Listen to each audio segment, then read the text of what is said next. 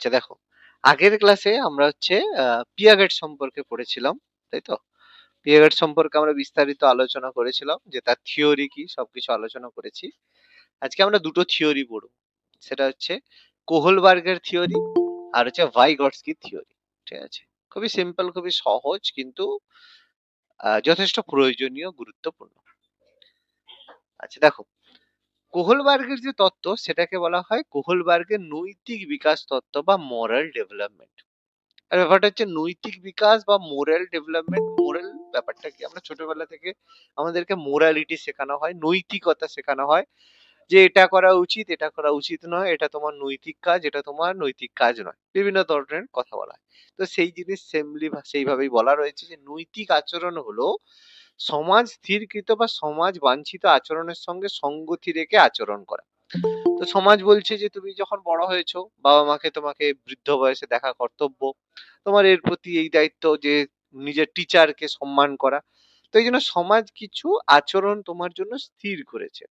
তুমি যদি একজন মহিলা হও বা তুমি যদি ওয়াইফ হও, তাহলে তুমি হাজবেন্ডের কথা শুনে চলবে। তো এরকম সমাজ থেকে কিছু বাঞ্ছিত আচরণ তোমার কাছ থেকে আশা করা হয়, যে তুমি একটা মার্জিত পোশাক পরবে, সবার সাথে ভালোভাবে কথা বলবে, কারোর সাথে ঝগড়া করবে না, এরকম কিছু আচরণের কথা বলা রয়েছে। সেটাকে বলা হচ্ছে নৈতিক আচরণ।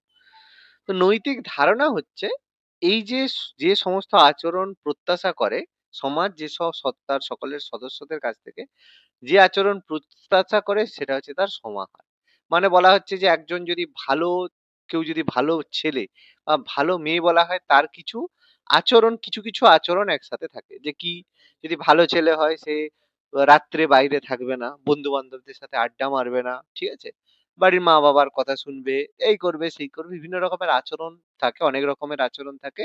যেগুলো মিলে যদি হয়, তখন তাকে বলা হবে ভালো ছেলে। সে পড়াশোনায় ভালো হবে, সে সব কথা শুনবে, সব এটা করবে সেটা করবে, সব যদি সে হয়, তাহলে সে ভালো ছেলে। এর মধ্যে কোনো একটা যদি না হয়, তাহলে সে খারাপ ছেলে। ঠিক আছে? তারপর তার মধ্যে সে যদি মদ খায়, তাহলে সে খারাপ ছেলে। ঠিক আছে? সে যদি ঝগড়া করে, তাহলে সে খারাপ ছেলে। তো কিছু কিছু থাকে যেগুলো আচরণের এই নৈতিক ধারণার বাইরে হয়, তাদেরকে আমরা বলি। এবার নৈতিক আচরণ হচ্ছে নৈতিক, নিয়ন্ত্রিত হয় নৈতিক ধারণার দ্বারা। এবার তুমি যদি জানো যে এটা তোমার খারাপ, মানে এটা, এই আচরণটা, এই যে ধারণাটা, এটার জন্য আমার ঠিক নয়, কিন্তু তুমি যদি সেটা করো, সেই অনুযায়ী তুমি জানো যে তুমি যদি ঝগড়া করো, তাহলে তোমাকে লোকে খারাপ বলবে। তাহলে সেই যে নৈতিক আচরণটা আছে, সে আচরণ নিয়ন্ত্রিত হবে নৈতিক ধারণার দ্বারা। তুমি যদি জানো যে আমার প্রত্যেকে, সবাই যদি আমাকে ভালো বলে, তার জন্য তোমাকে এই কাজ করতে হবে, তুমি সেই অনুযায়ী আচরণ করবে। আর অনৈতিক আচরণ কোনগুলোকে বলা হবে? যেগুলো আচরণ সমাজ দ্বারা প্রত্যাশিত নয়, সমাজ যেগুলো এক্সপেক্ট করে না যে তুমি করবে, যেটা তোমার করা উচিত নয়, সেগুলো হচ্ছে অনৈতিক আচরণ, যেটা সমাজ প্রত্যাশিত নয়। তাহলে এই আচরণ সমাজের সম্পর্কে অজ্ঞতার কারণে নয়, বেশিরভাগ ক্ষেত্রে যে অনৈতিক কারণ হয়, সেগুলো কিন্তু এটা নয় যে জানে না, অজ্ঞতার কারণে হয় না, তার ইচ্ছের বিরুদ্ধে বিরুদ্ধচারণের সময় বেশিরভাগ অনৈতিক আচরণ মানুষ করে। যে তোমাকে বলা হয়েছে তুমি একজন মহিলা, মেয়ে, তাহলে তোমাকে শাড়ি পরতে হবে, তুমি বললে ধর কে শাড়ি পরবে, আমি জিন্স পরে ঘুরবো। তোমাকে বলা হলো তুমি মানে বাড়িতে হচ্ছে শান্তি রাখবে, ঝগড়া করবে না, তুমি বলবে না, ঝগড়া না করলে আমার পেটের ভাত হজম হবে না, তাই তো? তার মানে কি তুমি জানো না যে ঝগড়া করা উচিত নয়, ঝগড়া করাটা খারাপ, চিৎকার করাটা খারাপ? তাহলে এগুলো তো নিশ্চয়ই না। তাহলে এগুলো হচ্ছে অজ্ঞতার কারণে নয়, এগুলো ইচ্ছে, যে করবো না, আমার ভাল লাগে না, আমি করবো না, যে যা ভাবতে পারে, এটা এই ভেবে আমরা করি। তাহলে সেই আচরণটাই হচ্ছে অজ্ঞতার কারণে নয়, এটা বেসিক্যালি ইচ্ছের বিরুদ্ধে, আমরা বিরুদ্ধচারণকেই আমরা অনৈতিক আচরণ বলি। এই জন্য শিশুদের আচরণকে আমরা অনৈতিক আচরণ বলি না। শিশুরাও কিন্তু অনেক অনৈতিক আচরণ করে, কিন্তু সেগুলোকে আমরা অনৈতিক আচরণ বলি না। যেমন কি, বড়দের গায়ে পা দেওয়া, ঠিক আছে? এবার সেটা কি, বড়রা যদি কোনো, মানে বড় মানুষের গায়ে পা দেয়, তখন সেটাকে বলা হবে অনৈতিক আচরণ। বড় হয়ে কি করে একজন এদের গায়ে পা দিচ্ছ, সেটা কারণ সে জানে, কিন্তু বাচ্চারা তো সেগুলো জানে না, বোঝে না। সেই জন্য তারা যে অনৈতিক আচরণগুলো করে, সেগুলোকে আমরা অনৈতিক আচরণ বলতে পারি না। ঠিক আছে? সেই আচরণগুলো নৈতিক আচরণ নয়, কিন্তু ওগুলো অনৈতিক আচরণ বলা যায় না। ঠিক আছে? এটা পার্থক্য। এবার এখানে আরেকটা কথা আসবে এখানের মধ্যে, নীতিবোধ। সেটা কি? সেটা স্বতঃস্ফূর্ত ব্যাপার। যে জীবনে চলার পথে ব্যক্তি নীতিবোধের প্রয়োজনীয়তা সম্পর্কে অভিজ্ঞতা অর্জন করে। কোনটা আমার জন্য নীতিসম্পন্ন নীতিবোধ, আর কোনটা আমার জন্য নীতিবোধ নয়, সেগুলো কি হয়, মানুষ আস্তে আস্তে যখন মানে চলাফেরা করে, জীবনে যখন চলাফেরা করে, চলাফেরার সাথে সাথে সে তার অভিজ্ঞতা অর্জন করে। সে যে হয়তো ট্রেনে যাচ্ছ, ট্রেনে যেতে যেতে তুমি দেখছো যে একজন বৃদ্ধ মানুষ দাঁড়িয়ে আছে, তুমি কি করে তাকে তোমার সিটটা ছেড়ে দিলে, এটা তোমার নীতিবোধের মধ্যে পড়লো। তুমি দেখছো যে একজন অন্ধ মানুষ রাস্তা পেরোতে পারছে না, তুমি একটু দাঁড়িয়ে তাকে রাস্তাটা বের করে দিলে, এগুলো তোমার নীতিবোধের মধ্যে পড়ে। একজন ভিখারি অনেকদিন ধরে, একটা ছেলে খেতে পায়নি, ভিক্ষা করতে আসছে, তুমি তাকে খাওয়ার একটা কিনে দিলে, যে তুই খা, যে এ থাকবি, ভালো থাকবি, দিয়ে চলে এলে। বা দেখলে রাস্তার ধারে একটা কুকুর আছে, মানে কুকুর হয়তো খেতে পায়নি বা এ রয়েছে, একটা বিস্কিটের প্যাকেট কিনে তাকে দিলে। এগুলো নীতিবোধের মধ্যে পড়ে। ঠিক আছে? তাহলে এগুলো কি, তুমি যত সময় যাবে জীবনে চলার পথে, সেই অভিজ্ঞতার মাধ্যমে তোমার কিন্তু নীতিবোধ গঠিত হবে। ঠিক আছে? তো তুমি যদি ঘরে বসে থাকো, বই পড়ো, জীবনে কিন্তু নীতিবোধ হবে না। তুমি ঘরে বসে বসে অনেক বই পড়ছো, হ্যাঁ, জনগণের মানে মানুষের সেবা করতে হবে, গরিবদেরকে এ করতে হবে, তুমি নীতিবোধ শিখেছো। কিন্তু প্র্যাকটিক্যালি তুমি কখনো ঘরের বাইরে বেরোও না, ঘরের মধ্যে বসে বসে তুমি প্রচুর বই পড়ে যাচ্ছ। তাহলে তোমার মধ্যে কিন্তু কোনোদিন সেই নীতিবোধ তৈরি হবে না। ঠিক আছে? তাহলে তুমি মনে মনে মনে জানবে যে এইটা ঠিক, এইটা ভুল, জ্ঞানটা দিতে পারবে। কিন্তু যখনই তুমি বাইরে বেরোবে, তখন তোমার মনে হবে না যে ধর কি আছে, কি আছে। তখন তুমি তার যাবে, ভাববে দেখো আকাশ কত সুন্দর, বাতাস কত সুন্দর, এই ভালো সেই ভালো করবে, তোমার মধ্যে নীতিবোধ কিন্তু জাগ্রত হবে না। নীতিবোধ যদি সত্যিই দেখতে হয়, তাহলে কিন্তু তোমাকে বেরোতে হবে। ওই জন্য দেখবে এই রিসেন্ট, মানে বহুদিন, আমি কয়েকদিন ধরেই দেখছি আমার ফেসবুকের নিউজ ফিডে বিভিন্ন সোশ্যাল ওয়ার্কিং এর ভিডিও গুলো আসে। তোমরা হয়তো অনেকে হয়তো দেখেছো, অনেকে হ্যাঁ ইগনোর করে, হ্যাঁ ঠিক আছে হচ্ছে, চলে গেল। আবার অনেকে সেই জায়গায় দেখো। তো সেগুলো দেখতে খুব ভালো লাগে, যে অনেকে দেখবে যে এ করে সব, এই রিক্সে কয়েকদিন আগে দেখছিল রিক্সাওয়ালার সততা যাচাই করছে, যে হ্যাঁ দাঁড়িয়েছে তার জন্য কতটা ওয়েট করে জিনিসপত্র রেখে দিয়ে। এরকম অনেক রকম ভিডিও দেখা যায়। তাহলে এইগুলো আস্তে আস্তে জীবনে চলার পথে কিন্তু নীতিবোধ তৈরি হয়। এরকম না যে ঘরে বসে বসে কোনোদিন কিন্তু নীতিবোধ হবে না।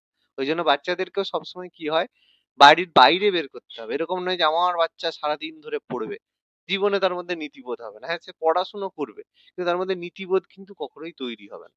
ওই জন্য বাচ্চাকে বাইরে, ঘরের বাইরে বের করতে হবে, খেলতে দিতে হবে, বিভিন্ন মানুষের সাথে মিশতে দিতে হবে। না হলে তার মধ্যে কিন্তু নীতিবোধ কখনো হবে না। ওই জ্ঞান দিয়ে কখনো নীতিবোধ হয় না। ঠিক আছে? এটা বড় কথা। তো যাই হোক, সেটা বুঝলাম। এবার এই নৈতিক বিকাশের যে তত্ত্বের জন্ম, সেটা কোহলবার্গ, যিনি পিয়াগেটের মতবাদ দ্বারা তিনি প্রভাবিত ছিলেন। তিনি যখন আমেরিকার শিকাগো বিশ্ববিদ্যালয় থেকে ডক্টরেট অর্জন করে শিশুদের নৈতিক বিকাশের উপরে তার গবেষণাপত্র দাখিল করেন। ঠিক আছে? যে তিনি শিশুদের নৈতিক বিকাশ, শিশুদের কিভাবে নৈতিক বিকাশ ডেভেলপড হয়, সেগুলোর উপরে তিনি পড়াশোনা করে তার যে গবেষণা, সে গবেষণার পত্র তিনি দাখিল করেন। শিকাগো বিশ্ববিদ্যালয়ে 6 বছর অধ্যাপনার পরে তিনি হার্ভার্ড বিশ্ববিদ্যালয়ে তাকে আমন্ত্রণ জানায়, যে এরকম আপনি আসুন এখানে। তো কোহলবার্গ বিশ্বাস করতো যে নীতি বিষয়ক চিন্তন এবং সিদ্ধান্ত গ্রহণে শিশুর সক্রিয়তা অত্যন্ত গুরুত্বপূর্ণ। দেখো, এটা খুব একটা ইম্পর্টেন্ট লাইন, খুব গুরুত্বপূর্ণ লাইন। যে কি বলেছে, যে নীতি বিষয়ক চিন্তন এবং সিদ্ধান্ত গ্রহণে শিশুর সক্রিয়তা ভীষণ গুরুত্বপূর্ণ। শিশুর সক্রিয়তা কথাটার মানে হচ্ছে যে শিশু কতটা অ্যাক্টিভ। কিছু কিছু বাচ্চা আছে দেখবে, কি হচ্ছে না পড়বো, সে দেখবে তার মধ্যে অত ইচ্ছে নেই, মানে করছে, বাবা মা বকবে বলে পড়ছে, কিন্তু তার মধ্যে অত পড়াশোনার অত ক্রেজ নেই। চিন্তা করে, আচ্ছা চিন্তা, আচ্ছা এটা করতে হবে, ও না আচ্ছা আচ্ছা ঠিক আছে এটা করবো, মানে তার মধ্যে কোনো সক্রিয়তা নেই। আর অনেক স্টুডেন্ট দেখবে প্রচুর অ্যাক্টিভ হয়, যে হ্যাঁ এটা করতে হবে স্যার, আমি করবো আগে, এটা করতে হবে স্যার, আমি করবো স্যার, আমি, তা কি হবে স্যার, আমি করবো। অনেকে দেখবে খুব অ্যাক্টিভ স্টুডেন্ট হয়, আর অনেকে দেখবে ও ঠিক আছে, হ্যাঁ ঠিক আছে আচ্ছা করবো।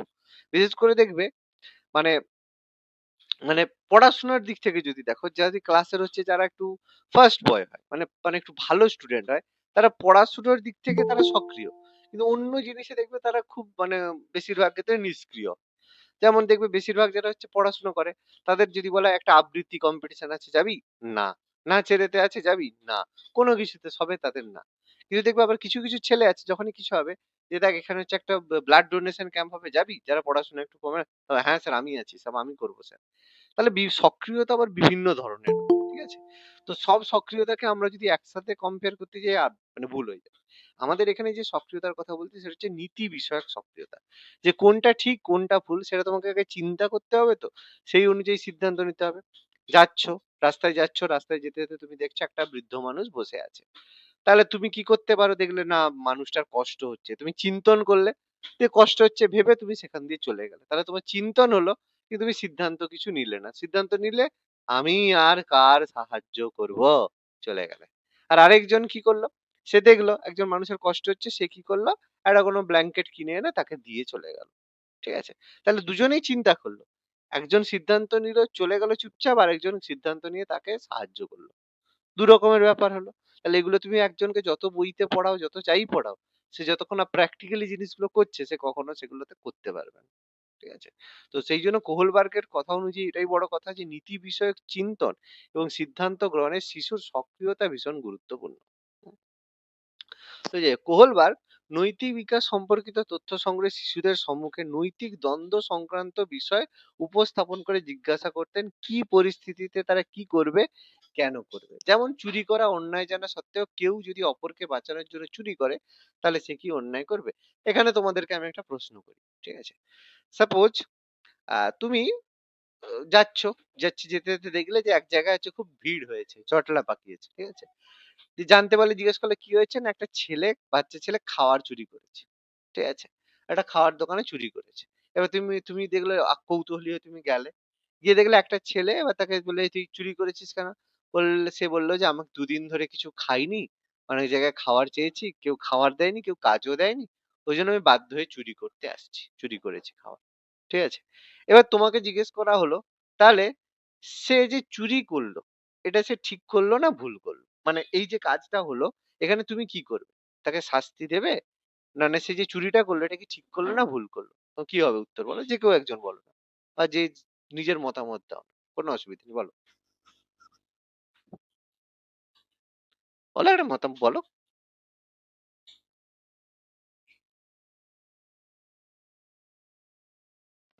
স্যার ঠিক করেছে স্যার। এক প্রকার দেখলে স্যার, যদি আইনের কথা দেখা যায় তাহলে সেটা অন্যায় করেছে, কারণ চুরি করা পাপ। আবার যদি অন্য দিক থেকে বিচার করা যায় সেটা ক্ষেত্রে বলবো যে ঠিকই করেছে, কারণ এটা তো তার জন্মগত অধিকার, খাদ্য, বস্ত্র, বাসস্থান। কিন্তু একটা ছোট বাচ্চা সে যদি দুদিন না খেয়ে চুরি করে, সেটা তো সেক্ষেত্রে কোনো মানে অন্যায় করেনি। আমি তাহলে তো কিছু এটা আমি কিছু আমি কোনো পয়েন্ট অফ ভিউ শুনতে চাইছি না। আমি শুধু একটাই উত্তর চাইছি, সে ঠিক করেছে না ভুল করেছে। তো উত্তর দিতে হবে শুধু। তোমার কাছে এটাই ঠিকই ব্যাপার। করেছে, কারণ আচ্ছা, ঠিক করেছে। তাহলে চুরি ঠিকই করা করেছে স্যার। তাহলে তার মানে তুমি সমর্থন করছো চুরি করা ঠিক। না তো, ওইটুকু বাচ্চা সে খেতে পারে, তার খিদেটাই তার সবচেয়ে বড় আমি পয়েন্ট আরে হয়েছে। তোমার কাছে কোনো কেউ এক্সপ্লেনেশন জানতে চায় না। আমি তোমাকে এটাই বোঝাতে চাইছি যে এখানে তোমাকে কেউ এক্সপ্লেনেশন জিজ্ঞেস করছে না, না সে এর জন্য করেছে। তোমার কাছে উত্তর সে ঠিক করেছে না ভুল করেছে। তুমি যদি বলো ঠিক করেছে, ঠিক করেছে। ঠিক করেছে এটা তুমি বলবে। তার মানে হচ্ছে এই সারদা হ্যাঁ। নারদাতেও যারা চুরি করছে তারাও ঠিক করেছে। কারণ তুমি তো বলেছো চুরি করা ঠিক। ব্যাপারটা বুঝি। মানে এখানেই তোমার কাছে এই যে এখানে যদি কেউ প্রশ্ন জিজ্ঞেস করে, উত্তর জিজ্ঞেস করে যে ঠিক করেছে না ভুল করেছে, কারো পক্ষে বলা সম্ভব নয়। কেন বলা সম্ভব নয়? কারণ কিছু প্রশ্নের উত্তর হয় না। কিছু প্রশ্ন ঠিক বা বেঠিক উত্তর হয় না। কখনোই হয় না। আর এটাই আমাদের সবসময় বুঝতে হবে যে সব প্রশ্নের উত্তর ঠিক নয় আর সব প্রশ্নের উত্তর ভুল নয়। মানে যে কথাটা আমি সবসময় একটা কথা বলি যে সব সত্যি কথা সঠিক নয় আর সব মিথ্যে কথা ভুল নয়। এই কথাটা কিন্তু বাস্তব। ঠিক আছে? এটা মানতে হবে। তার কারণ এখানে তুমি যদি অনেক দিক থেকে বিচার করো যে হ্যাঁ, সে একটা বাচ্চা, তাকে তো খাবার তো দেওয়াটা উচিত। কিন্তু তাকে কেউ কেন খাবার দেবে? খাওয়ার তো অর্জন করতে হবে। তাহলে তো প্রত্যেকেই বলবে ঠিক আছে আমি গরিব, আমি কিছু কাজ করতে, আমি তাহলে কোনো কাজ করব না। আমারও তো খাওয়ার অধিকার রয়েছে। তাহলে খাবারটা দিতে হবে। সবাইকে তাহলে খাবার দাও। আমিও আমিও তো আমি আজ থেকে ক্লাস নেওয়া সব বন্ধ করে দিলাম। দিয়ে বসলাম। হ্যাঁ, আমারও তো খাওয়ার অধিকার রয়েছে। তাহলে তুমি কি এসে আমাকে খাবার দেবে? দেবে না। সেই যে বাচ্চাটা সে খেতে পায়নি, সে তাকে খাওয়ার থেকে অর্জন করতে হবে। তাহলে সে চুরি কেন করবে? অর্জন করতে হবে তাকে। আমি কি কথাটা বলছি বোঝো। আমার পয়েন্ট অফ ভিউটা বোঝার চেষ্টা করো। যে আমি কিন্তু এখানে কাউকে জাজমেন্ট দিচ্ছি না। তোমাকে এই জায়গাগুলো বুঝতে হবে যে তুমি কিছু জায়গায় তুমি ঠিক বা ভুল মানে সিদ্ধান্ত তুমি কিন্তু নিতে পারবে না। এই যে ঠিক আছে? এই যে তুমি যদি আজকে বলো যে নেপোলিয়ান ভুল ছিল বা হিটলার ভুল ছিল বা মুসোলিনি ভুল ছিল বা লাদেন ভুল ছিল, তুমি বলতে পারো খারাপ লোক ছিল। কিন্তু তুমি যদি তাদের জায়গায় দাঁড়াতে, মানে তাদের জায়গায় দাঁড়িয়ে পুরো সিচুয়েশন, পুরো ঘটনার তুমি যদি দেখতে, মানে তার লাইফটা তুমি যদি লিড করতে, পুরো A to Z তুমি যদি জানতে, তখন তুমি কিন্তু এক জায়গায় গিয়ে বলতে না সে ঠিক করেছে। বাস্তব কথা বলছি। তোমার আজকের দিনে তোমার মনে হতে পারে আমাদের ম্যাডাম সে ভুল করছে, ভুল পলিটিক্স করছে, এই ভুল করছে, সেই করছে। তুমি যদি তার চটিতে পা রেখে দেখো, তুমি দেখবে সে ঠিক কাজ করেছে। ঠিক আছে? তুমি কখনোই তার ভুল দেখতে পাবে না। এটাই হচ্ছে ব্যাপার। ঠিক আছে? কেন বলছি? তুমি তার চটিতে পা রাখবে তাহলেই বুঝতে পারবে ব্যাপারটা কোথায় দাঁড়িয়ে আছে। আমি কিন্তু কোনো পার্টি বা কোনো দলকে সমর্থনের কথা বলছি না বা কোনো কিছুকে। এটাই হচ্ছে পয়েন্ট অফ ভিউ। মানে তুমি যখনই কোনো একটা প্রশ্ন, কোনো একটা পরিস্থিতি তোমার কাছে আসবে, উদ্দেশ্য কি? তোমাকে এই পরিস্থিতি বা ধর্ম সংকটের মধ্যে তোমাকে ফেলে ডিসাইড করা যে তুমি কতটা ভাবতে পারছো। এখানে তোমার ডিসিশনের ব্যাপার ডিপেন্ড করছে না যে সে ঠিক না ভুল। এখানে এই জিনিসই ডিপেন্ড করছে তুমি কি ভাবছো, তোমার ভাবনার স্তর কতটা। কি বললাম বোঝাতে পেরেছি? সাইরা যে বললে কথাটা, আমি তোমাকে বোঝাতে পেরেছি ব্যাপারটা কি?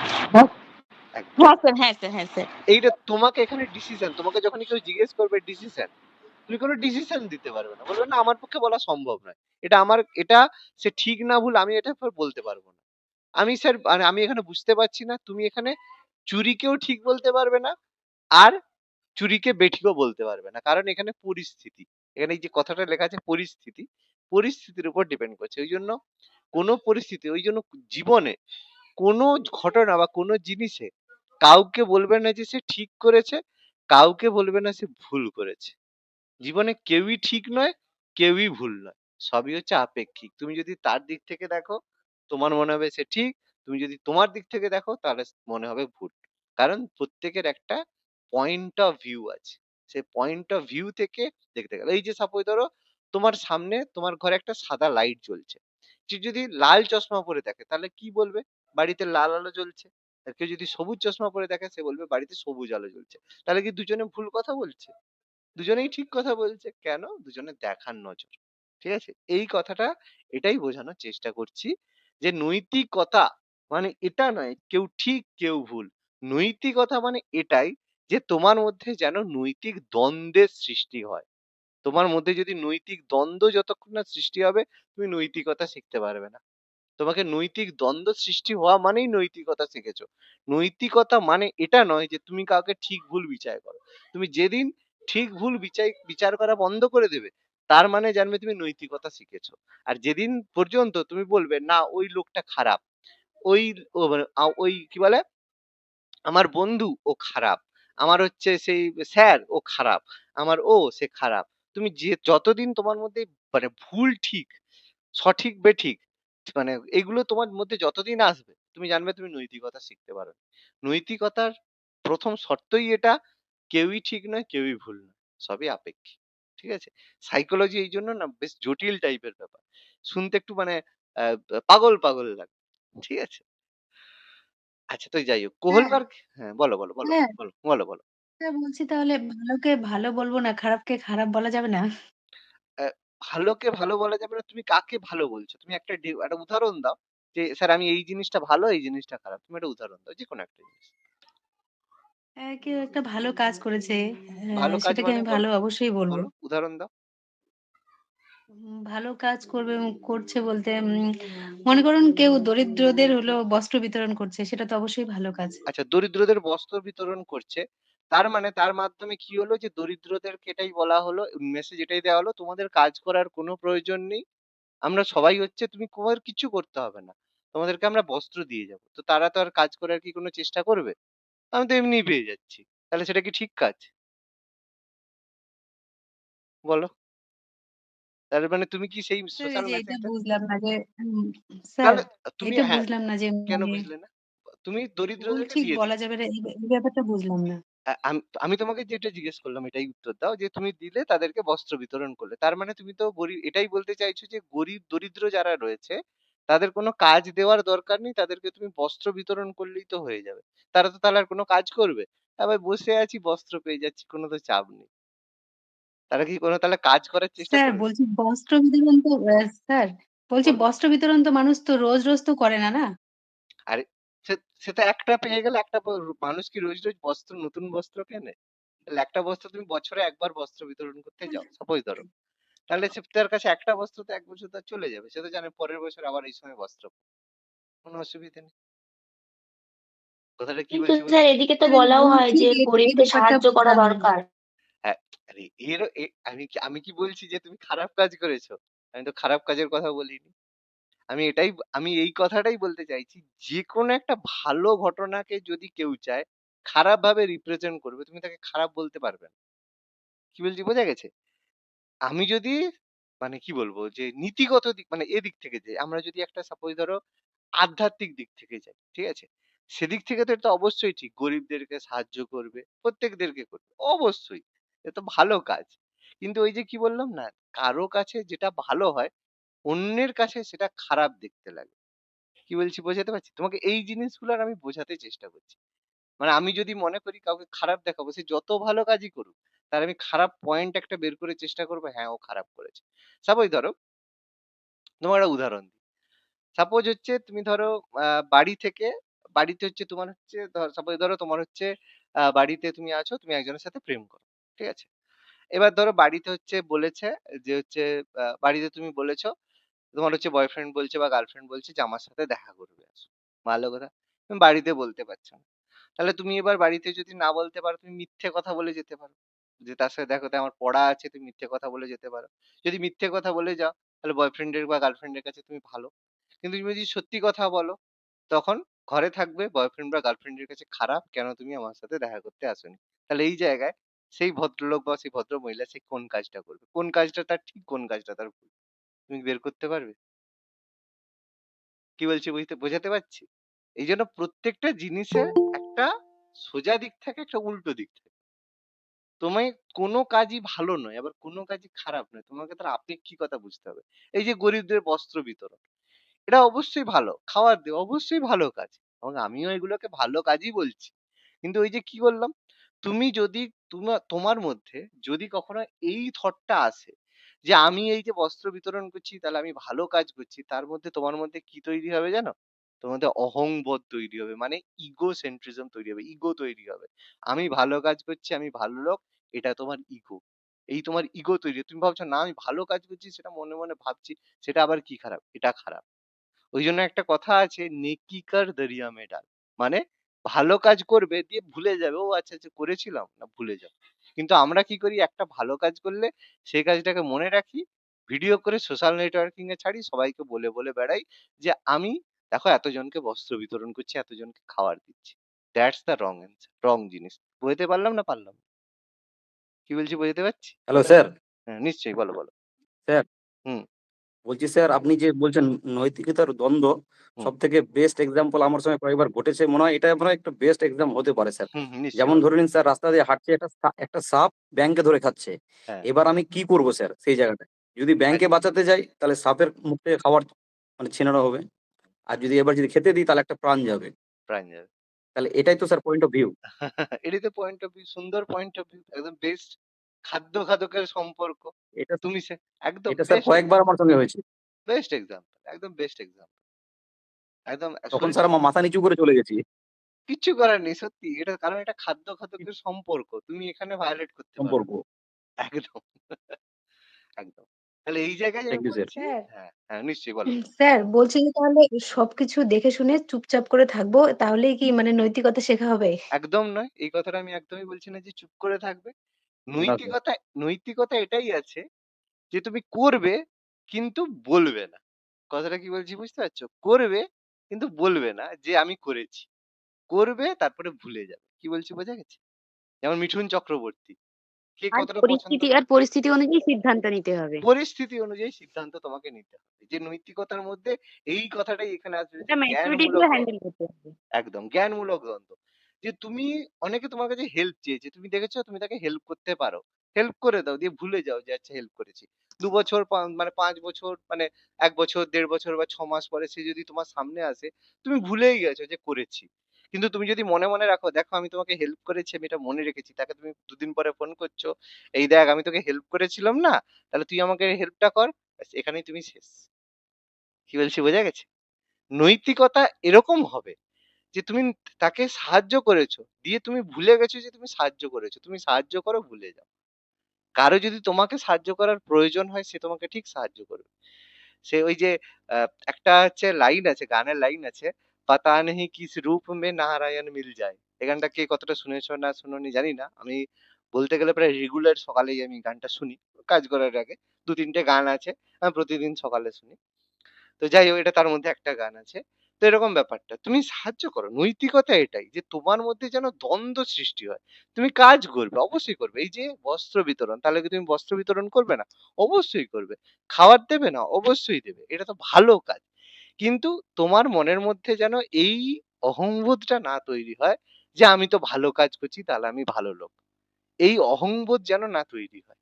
করছো দিয়ে ভুলে যাও। কি বলছি বোঝা গেছে? আমার কথাটা প্রত্যেককে বোঝাতে পারলাম? আমার কথাটা, আমার পয়েন্ট অফ ভিউ?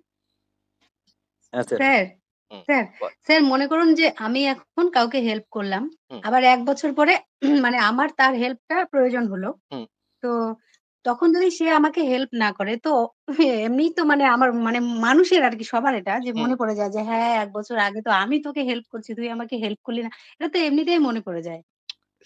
দেখো, মনে, এখানে আমরা একটা ভুল কাজ করি কি, মনে পড়া আর মনে করা। মনে সেটাই পড়ে আমরা যেটা মনে রাখি। জিনিসটা বোঝার চেষ্টা করো। তুমি তুমি জেনে ধরো পড়াশোনা, তুমি একটা তোমার তো সবাই ধরো, তোমার ধরো ৬ মাস আগে মানে ১ মাস আগে, ১ মাস আগে রবিবার দিন বা সবাই ধরো আ পরশুদিন পরশুদিন তুমি হচ্ছে কি খেয়েছিলে? তোমার মনে আছে? ভাতের সঙ্গে? বা ৪ দিন আগে তুমি কি খেয়েছিলে লাঞ্চে, মনে আছে? মনে আছে কি? না স্যার মনে নেই। মনে নেই। কেন মনে নেই। মনে নেই? কেন মনে নেই? কারণ তুমি সেটাকে মনে রাখার প্রয়োজন মনে করোনি। সেইজন্য তোমার মনে নেই। কথাটা বোঝা গেছে? আর তুমি ১ বছর আগে হ্যাঁ স্যার। কাউকে সাহায্য করেছিলে, এটা তুমি মনে রাখতে চেয়েছো বলেই না তোমার মনে আছে। কথাটা কি বলছি বোঝা যাচ্ছে? হ্যাঁ এটাই স্যার বুঝতে হবে। বুঝলাম। আমরা মাইন্ডে, স্মৃতিতে কোন জিনিসটা রাখবো সেটা তুমি ডিসাইড করো। আমি অনেককে এরকম সাহায্য করি, অনেককে এরকম সাহায্য করি। ঠিক আছে? টুকটাক আমার যতটা এবিলিটির মধ্যে হয় অনেককে এটা এই হেল্প দেয়। আমি না সত্যিই মনে রাখি। সত্যিই আমি মনে, এবার তোমরা বলবে, "স্যার আপনি এর জন্য বলছেন, আপনি হয়তো নিজেকে।" আমি সত্যিই বলছি, সিরিয়াসলি বলছি, আমার না মনে থাকে না। অনেকে বলল, "আরে এটা হচ্ছে না, এটা একটু করে দিতে পারিস?"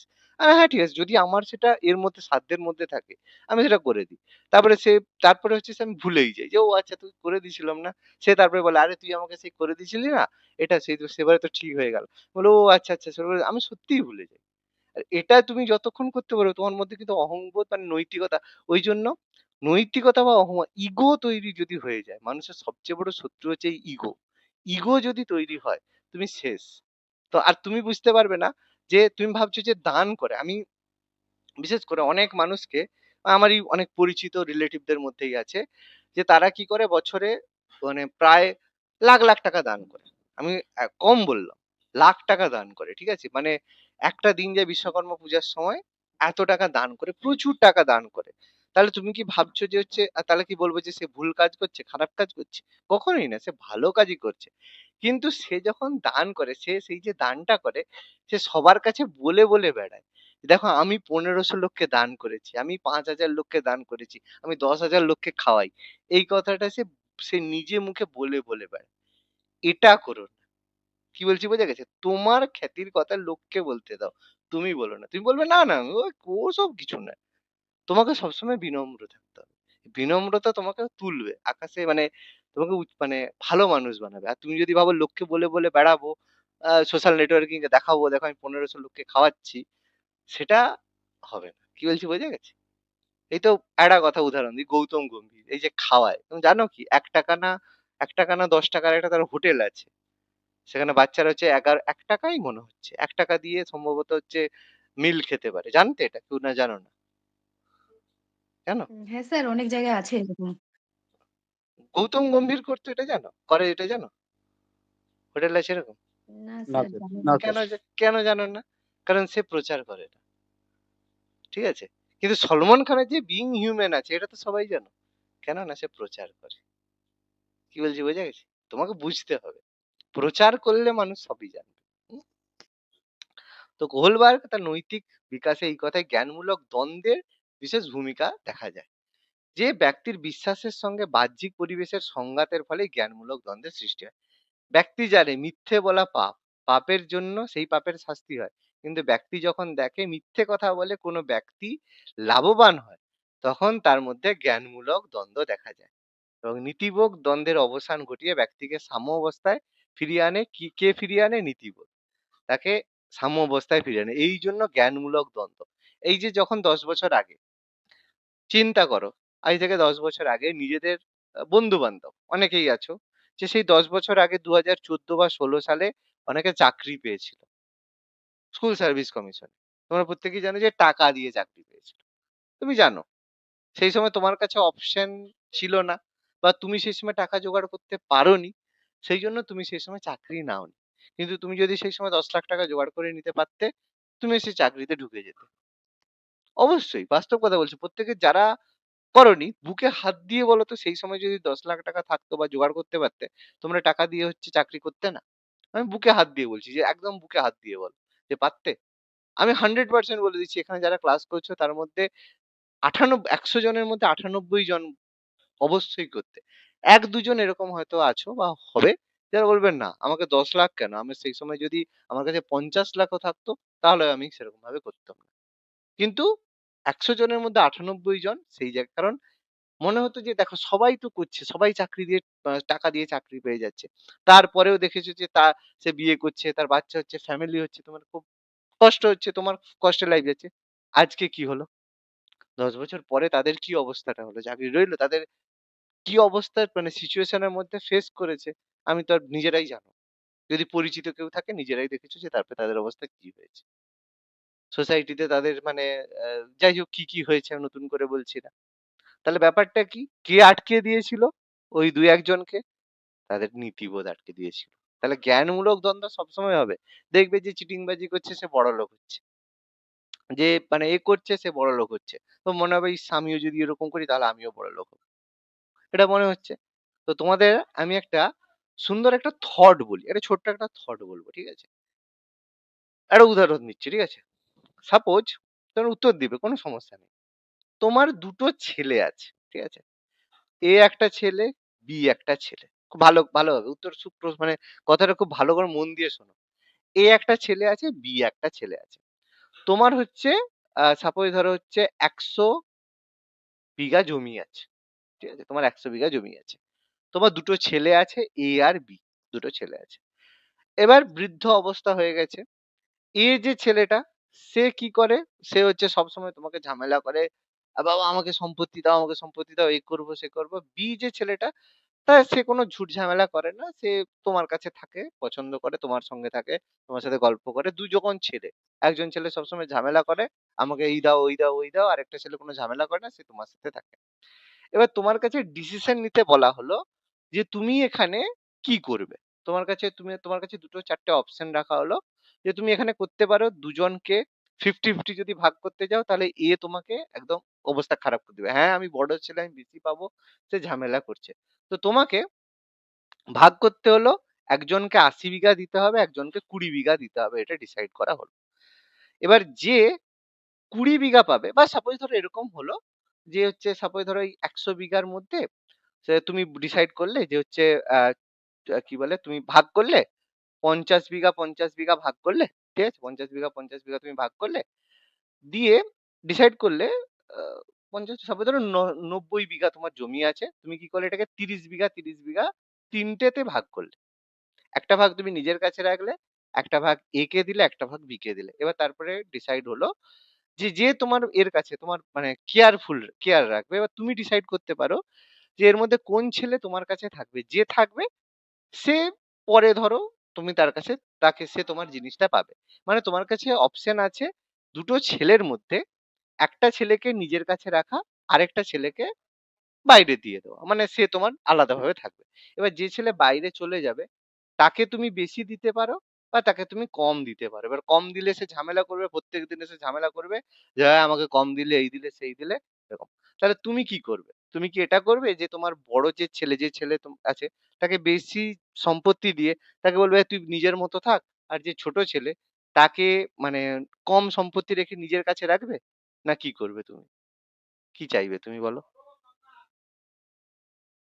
নাকি তুমি চাইবে হচ্ছে যে যে ঝামেলা করবে তাকে আরো কম দিয়ে আরো যে আমাকে বেশি দেখবে তাকে বেশি দিয়ে আরো থাকবো। বেশি দিয়ে রাখবে? তাহলে প্রত্যেক একেবারে দূর করে দেবো। একদম দূর করে দেবো এবার যে ঝামেলা করবে। সে তো তোমার বাড়িতে এসে প্রত্যেকদিন তোমাকে ঝামেলা করবে, প্রত্যেকদিন তোমাকে এসে না, ভাঙাভাঙি জিনিসটা মারামারি যেহেতু করবে। আমার, জিনিসটা যেহেতু আমার, হতে পারে, হতে জিনিসটা পারে। যেহেতু আমার, সিদ্ধান্তটা আমার, তাই না? আরে হতে পারে, সিদ্ধান্তটা আমি নেব না। তুমি নিয়ে নিলে, না, তুমি নিয়ে ওই নিলে ওই কথা তারপরে বললে হবে না। আরে বাবা, স্যার তুমি স্যার নিজের স্যার ছেলে বলছি কি, যখন হ্যাঁ বলো। স্যার বলছি কি, স্যার যে ঝামেলা করবে তাকে একটু বেশি দিয়ে, আর যে হলো ঝামেলা করে না, যে হলো গল্প করতে ভালোবাসে, তাকে তাকে কম দিয়ে নিজের কাছে রাখবো। কারণ এক্স্যাক্টলি, সে তো অত অত কিছু তো এক্স্যাক্টলি, চায় না, না? That's the right answer. এটাই মানুষ হ্যাঁ, করে। তুমি যদি ভাবো যে ঝামেলা করে সেটাই। তাকে কম দিয়ে বাইরে দিবে, তো প্রত্যেকদিন এসে ঘরে ঝামেলা করবে তোমার সে বাড়িতে। তো আর আবার এটা কেউ বেশি পছন্দ করে করে না। ঝামেলা করবে। সে প্রত্যেকদিন এসে ঝামেলা করবে। এই মা তুমি দাওনি, ঝগড়া ঝাগড়ি ঝামেলা কিন্তু টামেলা স্যার করবে। এটা তো অন্যায় হবে না, এটা তো অন্যায় হবে। যে আমাকে দেখবে, যে আমার সমস্ত কিছু দায়িত্ব নেবে, আমি তাকে কম দেব, এটা তো কখনোই, আমারও তো কারণ নীতিবোধের প্রশ্ন না। কারণ স্যার এর সেদিক কারণ হলো থেকেও সে তো তো অত কিছু আরে চায় না। সে হলো গল্প করতে না, ভালোবাসে, তাই বাবা না, মাকে তাই কাছে না রাখতে বলিনি যে তার ভালোবাসে। প্রয়োজনীয়তা নেই, সেটা তো নয়। সেটা তুমি আমার যেহেতু বিচার, তাহলে আমাকে করবে, সেটা করতে হবে না। তুমি কোনোদিন করে দেখবে, ঠিক আছে?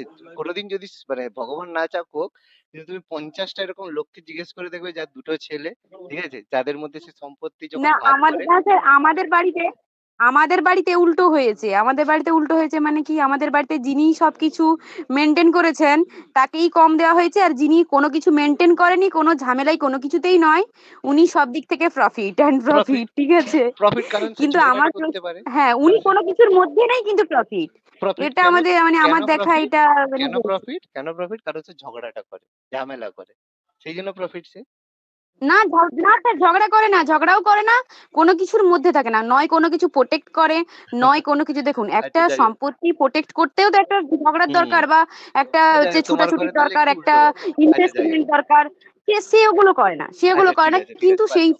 প্রফিট পেয়েছে। ঠিক আছে, বাদ দাও, আর বাদ দাও। যিনি সবটা সামলে রাখেন তিনি কম। হ্যাঁ ঠিক আছে, বাদ দাও। তাহলে আমি একটু বলে হ্যাঁ, দিই ব্যাপারটা। ব্যাপারটা হচ্ছে এটাই, যে জেনারেলি কি হয়, যে দুজনেই তো ছেলে, সেই জন্য যে ছেলে তোমার কাছে থাকতে চায় না, জেনারেলি বাবা মা কি করে, তাকে বেশি সম্পত্তি দিয়ে বলে দেয় তুই তোর মতো বাবু থাক, ঠিক আছে? আমাকে ঝামেলা ঝুট ঝামেলা করিস না। আর যে ছেলেকে সে ভালোবাসে তাকে কম সম্পত্তি দিয়ে নিজের কাছে রাখে, ঠিক আছে? তো মোদ্দা কথা এটা, আমরা প্রত্যেকেই ভগবানেরই সন্তান, ঠিক আছে? প্রত্যেকেরই আমরা, এই জন্য দেখবে যাদের কাছে বেশি টাকা পয়সা সম্পত্তি রয়েছে, তোমার মনে হয় সে ভালো আছে, কিন্তু সে কখনো ভগবানকে ডাকে না, বা অত বেশি ভগবানে করে না, বেশিরভাগ, ঠিক আছে? তার মধ্যে তুমি বলবে না স্যার আমি এরকম একজনকে দেখছি তার অনেক সম্পত্তি, তবু ওইসব এক্সেপশনে যেও না। বেশিরভাগ লোক যারা প্রচুর অর্থবান হয় তারা মানে ওইসব ঠাকুর ভগবানে মানে না, বেশিরভাগ লোক। কিন্তু যারা একটু ঠাকুর ভগবানে মানে তারা হচ্ছে কম সম্পত্তি টাকা পয়সা থাকে তখন মানে।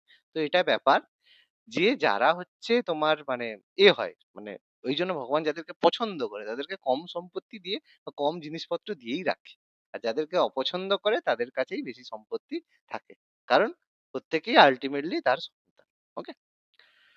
তো যাই হোক, এখানে জ্ঞানমূলক দ্বন্দ্ব থেকে মুক্তি পাওয়ার প্রচেষ্টাই শিশুর নৈতিকতার বিকাশ ঘটে। এবার এখানে আছে নৈতিক বিকাশের আরেকটা গুরুত্বপূর্ণ বিষয় হচ্ছে ভূমিকা গ্রহণের ক্ষমতা, রোল টেকিং অ্যাক্টিভিটি। এই কথাটা ভীষণ গুরুত্বপূর্ণ। ব্যাপারটা কি, রোল টেকিং অ্যাবিলিটি হচ্ছে কোনো পরিস্থিতিতে অন্যের দৃষ্টিভঙ্গির মর্যাদা দেওয়া এবং অন্যর মতো করে দেখা এবং অন্যের মূল্যায়নকে বোঝা। অর্থাৎ যে ব্যক্তির ভূমিকা গ্রহণের ক্ষমতা সবচেয়ে বেশি, সে অন্যান্য মতামতকে গভীরভাবে উপলব্ধি করতে পারে এবং নৈতিক সম্ভাবনার মানে নৈতিক বিকাশের সম্ভাবনা বেশি। ওই যে বললাম, কোনো যদি সিচুয়েশন হয়, তোমাকে জিজ্ঞেস করা হলো তুমি এই সিচুয়েশনে কি করবে, তুমি বলবে না চুরি করা ঠিক নয়, তাকে তো শিক্ষা দেওয়া উচিত, হ্যান ত্যান এরকম হবে। তুমি তখনই ভালো করে নৈতিক বিকাশ হবে যদি তুমি তাকে নিজের মানে তার জায়গায় নিজেকে বসিয়ে নিজের পরিস্থিতি সম্পূর্ণ তার মতো বিচার করতে পারো। তুমি যদি নিজে একটা চেয়ারে বসে ভাবো না এটা তো ঠিক নয়, তার মানে তুমি সেই জায়গায় ভাবোনি। তুমি ভাবো যে তুমি যদি দুদিন না খেতে পাও, তুমি যদি সেই জায়গায় মানে রাস্তায় থাকো, দুরাত্রি রাস্তায় আছো, কিছু খেতে পাচ্ছ না, তুমি সেই পরিস্থিতিতে কি করতে? তুমি যদি সেই পার্টিকুলারলি সেইভাবে নিজেকে সেই ভূমিকা গ্রহণ করতে পারো, একমাত্র তখনই তুমি তার সিচুয়েশন বা নৈতিকতা বুঝতে পারবে। তুমি কখনো এসি ঘরে বসে কখনোই তার সিচুয়েশন বুঝতে পারবে না। ওই জন্য কোনো কিছু বুঝতে গেলে, কারো নৈতিকতা শিখতে গেলে তোমাকে ভূমিকা গ্রহণটা জানতে হবে, তার ভূমিকায় নিজেকে অভিনয়। ওই জন্য দেখবে অনেক বড় বড় অ্যাক্টর আছে যারা কি করে সেই রোলটা করার জন্য নিজেকে সেই সিচুয়েশনে আগে পৌঁছে দেয়, ঠিক আছে? দেখবো অনেক ক্ষেত্রে থাকে, যেমন হচ্ছে হলিউডের একজন অ্যাক্টর আছে, নামটা এই মুহূর্তে খেয়াল নেই, ওই সিনেমা করেছে নেপোলিয়ান, সিনেমাটা কিছুদিন আগে হয়েছে। ওই যে জোকার সিনেমাটা যে লোকটা করেছে হলিউডের, জোকার সিনেমা দেখেছো?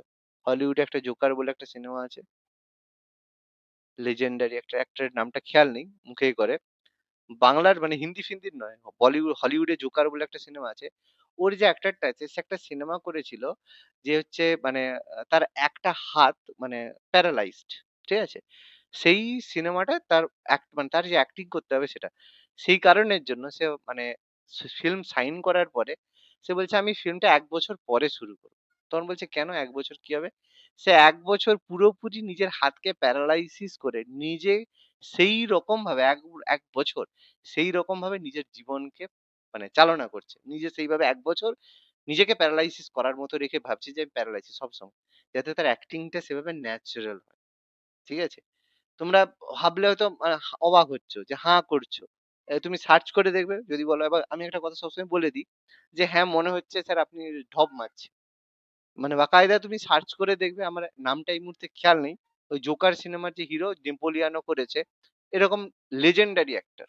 মানে জীবনের খুব কম সিনেমাই এরকম তার করেছে, যে এরকম যেমন আমির খান, মিস্টার পারফেকশনিস্ট, ঠিক আছে?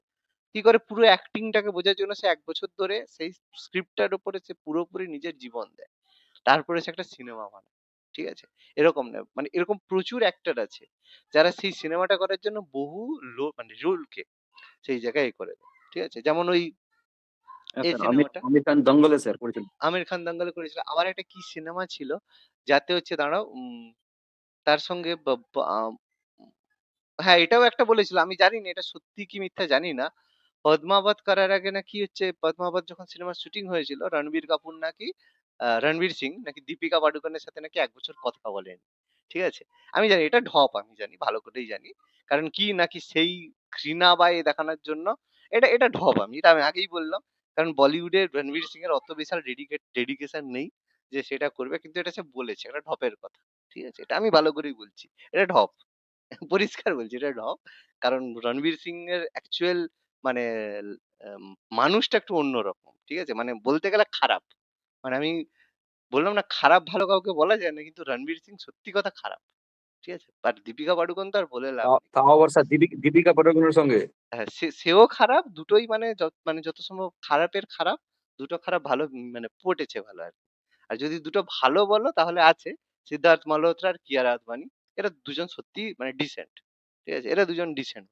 দীপিকা পাডুকোনও যেমন মানে ফালতু, রণবীর সিংও সেরকম ফালতু। ২ ফালতু মিলেছে ভালো। তো যাই হোক, এরকম হলিউডে আছে যারা এরকম অনেক অ্যাক্টর আছে যারা কিন্তু নিজের রোল টেকিং টা বোঝার জন্য সেই জায়গায় নিজেদেরকে নিয়ে গেছে। ঠিক আছে? তো যাই হোক, কোহলবার্গ তার নৈতিক তত্ত্বে শিশুদের দার্শনিক হিসেবে ব্যাখ্যা করেছেন। তো তার মতে যে নৈতিক বিকাশে ৩টে উপাদান। কি কি? সিম্পল, জ্ঞানমূলক বিকাশ, কগনিটিভ ডেভেলপমেন্ট, জ্ঞানমূলক দ্বন্দ্ব, মোরাল ডিলেমা এবং ভূমিকা গ্রহণের ক্ষমতা, reasoning or rule taking ability.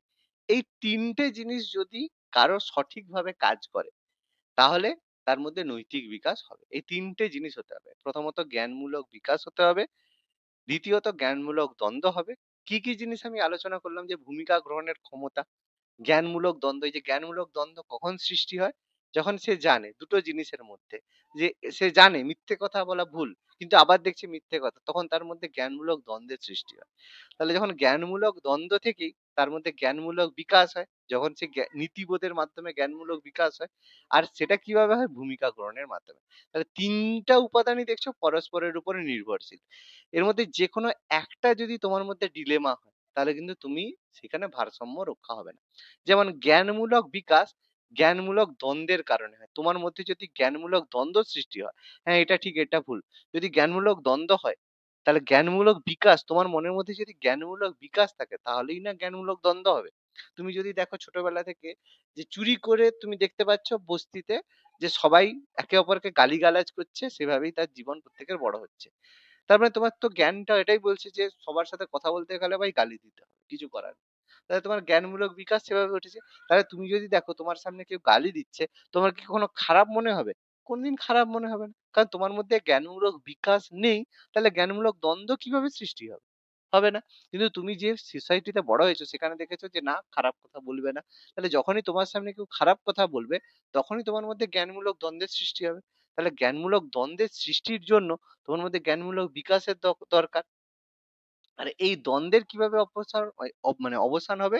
যখন তুমি ভূমিকা গ্রহণ করতে পারবে। এবার তুমি তখনই এটা বুঝতে পারবে যে কেউ হয়তো তোমার সামনে একটা মানে গালিগালাজ করে কথা বলছে। এবার তুমি বললে না, এটা তো সে খারাপ করছে, তোমার মধ্যে জ্ঞানমূলক বিকাশের কারণে জ্ঞানমূলক দ্বন্দ্ব হলো। এবার তুমি দেখলে যে সেই ব্যক্তিটা ছোটবেলা থেকে একটা বস্তিতে বড় হয়েছে, যেখানে তার চারিপাশে সবাই গালিগালাজ দেয়, সবাই ইয়ে করে। তখন তুমি বুঝতে পারলে যে না, সেটা তো তার ভুল নয়। তুমি কি করতে পারো? তাকে খারাপ বলে তার কাছ থেকে, "এই তুই খারাপ কথা বলিস, তুই আমার সাথে মিশিস না", এটা করতে পারো। অথবা তুমি তার সাথে মিশে তাকে আস্তে, আস্তে দেখাতে, "দেখ এখানে যে সবাই আছে কেউ কি খারাপ কথা বলছে?"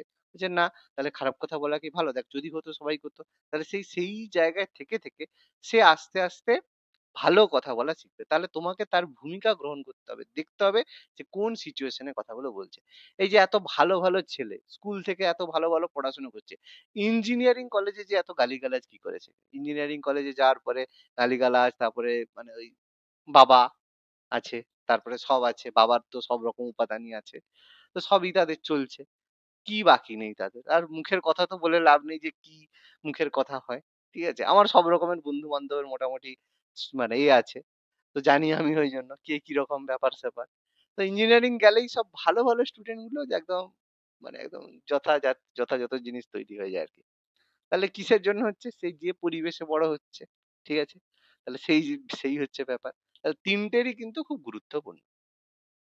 এবার কোহলবার মানুষের প্রকৃতি সম্পর্কে বলেছেন যে তারা তাদের নিজেদের বহিরাচরণ বা ম্যানিফেস্ট বিহেভিয়ার, ওই আচরণের উদ্দেশ্য এবং এই আচরণের প্রভাবের মধ্যে পার্থক্য করতে পারে। বলেছে বলেছে যে তারা তাদের নিজেদের বহির আচরণ, যে ব্যবহারটা তারা করছে এবং ওই আচরণ কেন করছে এবং তার ফলে কি হচ্ছে, তার মধ্যে পার্থক্য করতে পারে। দেখো, মানুষ কিন্তু সবসময় যে আচরণ করে, সেই আচরণ করার পেছনে মানুষের কিন্তু কিছু উদ্দেশ্য থাকে এবং জানে সেই আচরণের প্রভাব। সাপোজ ধরো, এই যে সাপোজ তোমরা এখানে বসছো, তোমরা এখানে ক্লাস করছো, বা ধরো অফলাইনে ক্লাস করছো। ক্লাস করার পরে এবার আমি কি করলাম, তোমাদেরকে প্রত্যেকের কাউকে একটা ধরলাম, এই উৎপল, এবার দিয়ে তোমার সম্পর্কে আমি কিছু খারাপ কথা বললাম। ঠিক আছে? এই তোমার, তোকে দেখতে খারাপ, তুই কালো, তোর বাবা এই, তোর মা এরকম করে আমি কিছু বললাম। ঠিক আছে?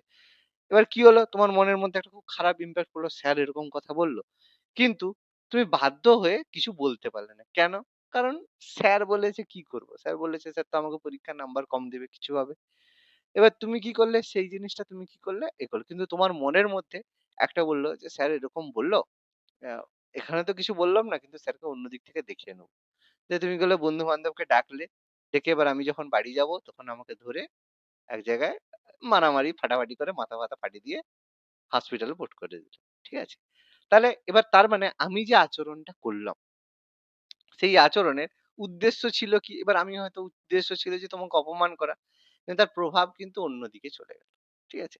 সেজন্য মানুষও কি করে? তার যে অনেক সময় মানুষের সাথে আচরণ করে, সেই আচরণের উদ্দেশ্য এবং প্রভাব কিন্তু সে পার্থক্য করতে পারে। ঠিক আছে? তো মানুষের এই ৩ টি বোঝার ক্ষমতা কোহলবার্গের মতে নৈতিক বিকাশে সাহায্য করে থাকে। আর এই ৩ টে জ্ঞানমূলক দ্বন্দ্ব বিকাশে, এই ৩ টের মধ্যে জ্ঞানমূলক দ্বন্দ্বই বিকাশের মূল শক্তির উৎস। যে তোমার মধ্যে যদি দ্বন্দ্ব সৃষ্টি না হয়, এবার তুমি ওই যে বললাম ছোটবেলা থেকে বাবা-মা পড়িয়েছে, গালিগালাজ করা খারাপ, চুরি করা পাপ, হ্যান-ত্যান, এটা ভালো কথা। এবার তুমি দেখছো যে তোমার সামনে কেউ, তুমি অফিসে কাজ করছো, চুরি করছে। আর তুমি ভাবছো ও চুরি করছে, কি আছে? ও, আমি অফিসার হয়ে গেছি, বিসিএস অফিসার হয়ে গেছি, বিএলও অফিসার হয়ে গেছি। চুরি তো করছে সবাই, আমিও করি, কি অসুবিধা আছে? তার মানে তুমি জ্ঞানমূলক তোমার বিকাশ হয়েছে, কিন্তু জ্ঞানমূলক দ্বন্দ্ব সৃষ্টি হয়নি। এবার যখনই দ্বন্দ্ব হবে না, তখন বাকিগুলো কি করে হবে? তুমি কি তখন আর রুল টেকিং মডেলিটি তোমার হবে? কিছুই হবে না। এই কথাটাই বলছি যে জ্ঞানমূলক দ্বন্দ্বের মাধ্যমে জ্ঞানমূলক বিকাশ হয়। ভূমিকা গ্রহণের ক্ষমতা ব্যবহার করে ব্যক্তি নৈতিকভাবে বিকশিত হয়। ৩ জনেই কাজ করছে। স্যার, বলো। স্যার, হুম, স্যার বলছি যে ধরুন আমাকে কেউ পছন্দ করে না। হুম, মানে আমাকে কেউ পছন্দ করে না আর বাইরে গিয়ে আমার নামে বলে বেড়াচ্ছে। হুম, উল্টোপাল্টা বলে বেড়াচ্ছে। তো হুম। এবার আমার সামনে এসে খুব মানে এত ভালো ব্যবহার করছে যেন আমাকে খুব ভালোবাসে। এটা সেক্ষেত্রে তার প্রতি এটা আমার কিরকম ব্যবহার 98%। করা উচিত? হ্যাঁ, এটা 98% মানুষ করে। ঠিক আছে? সেটা বাস্তব কথা। কিন্তু আমি বুঝতে পারছি যে সে আমার নামে উল্টোপাল্টা বলে হুম, বেড়াচ্ছে। তো সেক্ষেত্রে আমার মানে তার প্রতি কিরকম ব্যবহার উচিত? আচ্ছা। এবার এক্ষেত্রে ব্যাপারটা হচ্ছে যে তোমাকে দেখতে হবে তার সাথে তোমার সম্পর্ক কি? মানে আমি তোমাকে উদাহরণ দিচ্ছি। সাপোজ তুমি দেখেছো যে এরকম ব্যক্তি তোমার সাথে কথা বলছে, সে সাপোজ ধরো তোমার কোনো বান্ধবী, তোমার কোনো ফ্রেন্ড, ঠিক আছে? যার সাথে তোমার ধরো খুব একটা কোনো লেনদেন বা কোনো মানে কোনো কিছু ব্যাপার নেই যে তোমার তার সাথে কথা না বললেও চলবে। তুমি জানো সে এরকম বলে। তো আমি পরিষ্কার সাজেস্ট করব যে বলে দিস, "দেখ ভাই, ঠিক আছে? হয় তুমি তাকে এভয়েড করতে পারো। ঠিক আছে? যে ঠিক আছে পরে কথা বলবো।" তুমি তাকে এভয়েড করতে পারো। এবার তারপরেও যদি দেখো সে তোমাকে বারবার ডিস্টার্ব করছে, তখন তুমি তাকে পরিষ্কার "দেখ ভাই, তোর সাথে কথা বলার আমার প্রয়োজন নেই। আমার পছন্দ নয় তোর এইটা।" প্লেন তার সাথে কথা বলা বন্ধ করে দেবে। কিন্তু দেখো তোমাকে যে বলছে, এরকম ভাবে তোমার সামনে একটা কথা বলছে, পেছনে একটা কথা বলছে, সেটা যদি তোমার শাশুড়ি হয়, তাহলে কি তুমি তার সাথে সম্পর্ক ছেদ করতে পারবে? করতে পারবে না। তখন তোমাকে কি করতে হবে? তোমাকেও হ্যাঁ, হ্যাঁ ঠিক আছে তুমি জানো, কিন্তু মনে, মনে জিনিসটা মাথার মধ্যে রাখতে হবে। তো তোমাকে দেখতে হবে যে কে তোমার পেছনে এরকম কাঠিটা করছে। তাহলে ব্যক্তি বিশেষে সবার জন্য একই ওষুধ নয়। কি বলছি বোঝা গেল মৌসুমী কথাটা? হ্যাঁ, স্যার, হ্যাঁ, বুঝলাম, বুঝলাম। এবার তোমাকে সেই জায়গায় ডিসাইড করতে হবে তোমার সাথে তার সম্পর্ক কি। এবার তুমি দেখো তার যে মানে তার সাথে আমার সম্পর্কটাকে দেখতে লাগবে, তাই তো? একদম, একদম বাস্তব কথা। তুমি সাপোজ হুম, ধরো হুম, তোমাকে কেউ হুম। একটা গালি দিল। এরকম একটা ব্যাপার। সেই ব্যক্তিটা তোমার অফিসের বস। তো তুমি কি তার সাথে ঝগড়া করবে? নিশ্চয়ই করবে না। কিন্তু তোমার না, বন্ধু যদি অবশ্যই না, তোমাকে একটা অবশ্যই গালি না। দেয়, বন্ধু যদি গালি দেয়, তুমি বলবে, "এই তুই কেন বললি রে? মেরে তোকে এই করে দেবো, তুই আমার সাথে কথা বলবি না।" তুমি সেটা বলতে পারো। তোমার অফিসের বস হলে কি তুমি বলতে পারবে? পারবে না। ব্যাপারটা সেরকম। তো তোমাকে সবার জন্য একই ওষুধ না। তোমাকে সিচুয়েশন অনুযায়ী খুব মানে বুদ্ধিমানের সাথে করতে হবে। যে কেউ কিছু করলো, তার মানে এই নয় যে সবার সাথে আমি সবের ওষুধ পেনিসিলিয়াম তো নয়। প্রত্যেক ওষুধ মানে প্রত্যেক রোগের আলাদা, আলাদা ওষুধ। সেরকম প্রত্যেক মানুষের সাথে আলাদা, আলাদা বিহেভিয়ার তোমাকে করতে হবে। কি বললাম বোঝা গেল? সিম্পল ব্যাপার। স্যার মানে তার সাথেও মানে সে যেরকম করে তার সাথেও সেইভাবে মানে হেসে, হেসে সেরকমই ব্যবহার করতে হবে, তাই তো? সেরকমই ব্যবহার করতে হবে। আর তুমি চেষ্টা করবে যাতে সে তোমার সম্পর্কে কম ইনফরমেশন পায়। ঠিক আছে? বাস্তব কথা। আচ্ছা, আচ্ছা। মানুষ তোমার সম্পর্কে সমালোচনা ততটাই করবে যতটা তুমি তাকে দেখাবে বা যতটা সে তোমার সম্পর্কে জানবে। তুমি একটা মেয়েদের একটা খুব বাজে অভ্যেস। ঠিক আছে? ভীষণ বাজে অভ্যেস। এটা আমি আমার হচ্ছে মানে ওয়াইফের ক্ষেত্রে দেখেছি। ঠিক আছে? এটা ভীষণ বাজে অভ্যেস। কি অভ্যেস? যেটা মেয়েরা করে দেখবে। ঠিক আছে? ছেলেরা উল্টো করে, মেয়েরা উল্টো করে। পুরো সিম্পল। সাপোজ ধরো তোমার আ ধরো হচ্ছে একটা ২ টো কানের আছে। ওই যে গয়না আছে। ঠিক আছে? ধরো মানে ধরো ৪ টে টোটাল তোমার মানে টোটাল যে সোনার গয়না মিলে তোমার ৪ টে জিনিস আছে। ধরো কানের একটা, হাতের একটা এই মিলে তোমার ধরো ৪ টে আছে। ধরো ১০ টা আছে ধরো। টোটাল মিলে ১০ টা আছে। এবার তুমি যখন গেছো ঘুরতে, ঘুরতে গিয়ে বলেছো যে হচ্ছে, "হ্যাঁ, আমার হাসব্যান্ড বা কেউ না আমাকে একটা সোনার নেকলেস কিনে দিয়েছে।" ঠিক আছে? এবার ধরো সেই নেকলেসটা তোমার নয়। তোমার হয়তো দিদি সে তোমাকে একদিনের জন্য দিয়েছে বা তুমি তার কাছ থেকে নিয়ে এসছো। হতেই পারে এরকম অনেকে নিয়ে আসে। এবার সে বলছে, "দেখ এটা না আমার হাসব্যান্ড আমাকে দিয়েছে।" বা দেয়নি, এমনি মুখে বলেছে। তখন সে বলবে, "হ্যাঁ, দেখিস আমাকে না এর সঙ্গে আবার একটা এও দিয়েছে।" মেয়েরা এগুলো বলে মানে বাড়িয়ে একটু বলতে পছন্দ করে। ঠিক আছে? এটা মেয়েদের খুব প্রচন্ড খারাপ স্বভাব। এবার এতে তোমরা ভাবছো যে বলেছি তো স্যার কি হয়েছে? কোনো অসুবিধা নেই। কিন্তু বুঝতে পারছো না। এই যে বলেছ, সে এই বলাটাকে অন্যরকম ভাবে তোমার সম্পর্কে আরো বেশি তোমাকে দেবে। মানে তোমার হয়তো ৳৫ র ক্ষমতা রয়েছে, কিন্তু তুমি তাকে দেখানোর চেষ্টা করছো যে তোমার ৳৫০ র ক্ষমতা আছে। এবার তুমি যখন তাকে ৳৫০ র ক্ষমতা দেখানোর চেষ্টা করবে, সে তোমাকে বলবে যে, "দেখ ওর কাছে ৳৫০ নয় ৳৫০০ র ব্যাপার আছে। সে তোমার সম্পর্কে আরো বড়ে চড়ে।" এবার তুমি যদি এরপরে কোনো সমস্যায় পড়ো, এটা ফিউচারে কি সমস্যা হবে? তুমি হয়তো কোনো সমস্যায় পড়েছো, তোমার হয়তো কারো হেল্পের দরকার হয়েছে, টাকার দরকার হয়েছে বা কোনো একটা। তোমাকে বলবে, "কেন? তোর তো এত গয়না আছে, তুই তো গয়না তো বন্ধক রেখে তুই করে দিতে পারিস।" অথচ তোমার কাছে সেটা নেই। তোমার সেই সময় প্রকৃত প্রয়োজন। তোমাকে বলবে, এই তো সব ফাঁটের সব জীবন আছে।" এটা হবে। এটা বাস্তব কথা। তুমি কিন্তু কারো কাছে সাহায্য পাবে না, উল্টে হিংসের পাত্র হবে। যেকোনো প্রবলেমেটিক জায়গায় কিন্তু কোনোদিন সাহায্য পাবে। বুঝতে পারছো? কিন্তু ছেলেদের ক্ষেত্রে দেখবে আবার উল্টো হয়। কিছু, কিছু আবার লোক দেখবে সম্পূর্ণ উল্টো। তার কাছে আছে অনেক কিছু। সে দেখাবে আমার কিছু নেই। আমি না ভিখারি। তাদের ক্ষেত্রে দেখবে তারা যদি কাউকে হেল্প চায় সহজে লোকের কাছ থেকে হেল্প পেয়ে যায়। আমি রিয়েলিটি বলছি না, বলিনি। স্যার তারা তো আবার অতিরিক্ত চালাক। যে অতিরিক্ত কিছু চালাকি তো আছে হতে তবুও হবে। বলে যে হ্যাঁ নেই। অতিরিক্ত চালাকি তো জীবনে হতে হবে, না হলে তুমি জীবনে চলতে পারবে না। তুমি যদি ভাবছো লোককে বেশি দেখালে তোমাকে লোক ভালো বলবে, কখনোই না। তুমি বেশি দেখালে লোক তোমাকে হিংসে করবে, বুঝতে পারছো? ওই জন্য মানে যতটা আছে তার অনেক কম দেখানোর চেষ্টা করো। আর তুমি ভাবো যত বেশি দেখাবে, হ্যাঁ স্যার, অন্যের কুনজর অন্যের স্যার, ভালো অন্যের কুনজর, অন্যের ভালো স্যার কেউ দেখতে চায় না। অন্যের ভালো কুনজর কেউ, স্যার। ঠিক আছে, অন্যের ভালো কেউ দেখতে সবাই চায় চাই যে কেউ আমার থেকে উপরে না যাক, না। এটাই একদম একটা ব্যাপার। একদম। ফলে তুমি জানো তুমি উপরে আছো, কিন্তু তোমাকে দেখাতে হবে কেন তুমি উপরে আছো? তুমি তো জানো তুমি উপরে আছো। ওই জন্য মহাভারতে হচ্ছে শ্রীকৃষ্ণ একটা কথা বলেছিল, যে যখন হচ্ছে অর্জুনের সাথে কর্ণ যুদ্ধ করার জন্য, দ্বন্দ্ব করার জন্য বারবার তাকে বলছে যে এই লড়াই করবে আসো, লড়াই করবে এসো, এরকম বহুবার হচ্ছে চ্যালেঞ্জ করছে। তখন কৃষ্ণ হচ্ছে তার রথ নিয়ে পালিয়ে যাচ্ছে বহুবার, ঠিক আছে, পালিয়ে গেছে। এবার তখন অর্জুন হচ্ছে কৃষ্ণকে প্রশ্ন করছে, বলে মাধব যে হচ্ছে আম, কর্ণ তো আমাকে বারবার যুদ্ধের জন্য হচ্ছে এ করছে, চ্যালেঞ্জ করছে।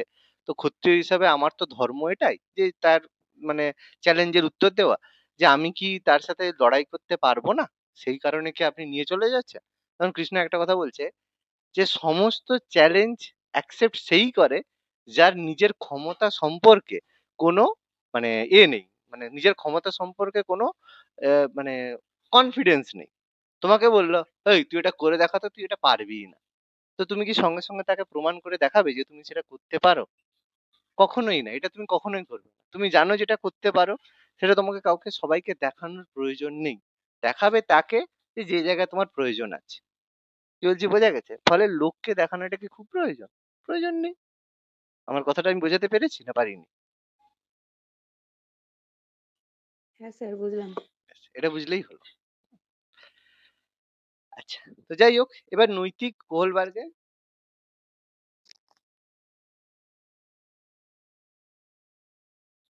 হুম, হুম। তো কোহলবার্গের নৈতিক বিকাশের হচ্ছে স্তর, কিছু লেভেল আর কিছু স্তর রয়েছে। যেমন কোহলবার্গ তার নৈতিক বিকাশের ৩টি পর্যায়ের কথা বলেছে, এবং প্রত্যেক পর্যায়ে ২টি করে স্তর রয়েছে। তাহলে মোট কটা স্তর? ৬টা স্তর। ৩টে করে পর্যায়, ২টো করে স্তর, ৩ দুয়ে ৬। তাহলে কি কি স্তর? প্রাক প্রথাগত স্তর, প্রি কনভেনশনাল স্টেজ, যেটা ৪ থেকে ১০ বছর পর্যন্ত শুরু হয়। তারপরে প্রথাগত পর্যায়, কনভেনশনাল স্টেজ ১০ থেকে ১৩ বছর পর্যন্ত হয়। আর পোস্ট কনভেনশনাল স্টেজ ১৩ বছরের বেশি তারপরে এটা হয়ে থাকে। তো প্রত্যেকটা স্টেজে, যেমন পিয়াগেটের ক্ষেত্রে আমরা পড়েছিলাম বাচ্চারা কেমন আচরণ করে থাকে। কোহলবার্গ সেই জায়গায় বলেছে এই সময় বাচ্চাদের কি কি নৈতিক বিকাশ হয়, কি কি হয় সেগুলোর কথা বলেছে। যেমন লেভেল 1, দেখো কিছু সিমিলারিটি পাবে। যেমন এই পর্যায়ে শিশুর আচরণ প্রধানত হয় স্বার্থ দ্বারা নিয়ন্ত্রিত। ওই যে বলেছিলাম সেখানে কি শিশু আত্মকেন্দ্রিক হয়, শুধু নিজেরটি ছাড়া কিছু বোঝে না। তার মানে এখানেও দেখো সেই সিমিলারিটি পাচ্ছ, যে তার আচরণ স্বার্থ দ্বারা হয়।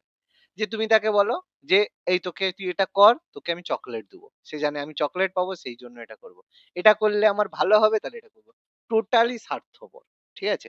এবার এই স্তরে এবার এই সময় কি করা হয়, শিশুরা এই সময় নৈতিক আচরণ করে কি করে, শাস্তি এড়ানোর জন্য অথবা ব্যক্তিগত সন্তুষ্টির জন্য নৈতিক আচরণ করে। জানে যদি এই কাজটা না করি মা পেঁদাবে, বাবা পেটাবে, ঠিক আছে, সেই জন্য যাতে না পেঁদায় সেই জন্য বাচ্চা সেই সময় আচরণ করে না, একটু প্রণাম করে। বা জানে যে এটা যদি করি তাহলে আমি যদি বলেছে যে তুই যদি দেখ চুপচাপ যদি পড়া করে নিস, তাহলে তোকে বিকালবেলা চকলেট দেবো। তাহলে সে কি করে, জানে চুপচাপ এসে বসে গেল, হলো চকলেট খাবো এই জন্য। পুরোটা কি হলো, স্বার্থ দ্বারা নিয়ন্ত্রিত হলো। সে কিছুই বোঝে না, সেসব বাচ্চা বোঝে না। সে হয় শাস্তি এড়াবে, নাহলে কিছু না কিছু একটা সন্তুষ্টি পাবে, বা কিছু না কিছু একটা পুরস্কার পাবে, সেই জন্য সে করে। অন্য কিছু যে এটা পড়াশোনা করলে তার ভালো হবে, এই হবে সে সব কিচ্ছু বুঝবে না বাচ্চা। এই সময় বাচ্চাকে লোভ দেখিয়ে কাজ করাতে হবে, ঠিক আছে। এই তোকে এটা দেবো, যা একটু এটা নিয়ে আয়। সে সঙ্গে সঙ্গে বললো হ্যাঁ নিয়ে এলাম, এবার দাও আমাকে, ঠিক আছে, এইসব করবে। ছোটবেলা বাচ্চারা দেখেছো। তো এই পর্যায়ে জ্ঞানমূলক বিকাশ এমন পর্যায়ে পৌঁছায় নয় যে শিশুরা তার ভালো মন্দ বিচার করতে পারে। তো সম্ভবই নয়, শিশুরা কি ভালো মন্দ বুঝবে। এবার এই সময় তুমি যদি বাচ্চাকে 10 বছরের মধ্যে একটা বাচ্চাকে বলে, "দেখ তুই পড়াশোনা" এই জন্য দেখো এই যে আমি একটা মানে এতে যাই, যাই হোক অফিসে যাই তখন সেখানে প্রাইমারি স্কুল আছে। সেখানে বাসে হচ্ছে স্যাররা একটু ডায়ালগ দেয়। ক্লাস 2-3 এ পড়ে বাচ্চা তাকে ডায়ালগ দিচ্ছে। "দেখ পড়াশোনা যদি না করিস জীবনে কি কোন জায়গায় পৌঁছতে পারবি?" এরকম বলে, ঠিক আছে? পৌঁছাতে পারবি। জীবনে কিচ্ছু হবে না। জীবনে প্রতিষ্ঠিত হতে পারবি না। এই সেই কথা বলে। তা আমি একটা কথা বলি, সে বাচ্চারা কি বুঝে? জীবনে প্রতিষ্ঠিত হওয়ার কথা কিছু বুঝে? তা তাদের কানের কাছে এটা বলার তো কোনো প্রয়োজন নেই। কিন্তু তুমিও যখন হবে তুমিও তখন বলবে। কেন বলবে? কারণ এবার এই জায়গাটা ব্যাপার আসবে যে এটা এটা এই সময় অনেকে লজিক দিবে, হ্যাঁ বলছি, কানে তো শুনছে। এইজন্য অনেকে বলবে।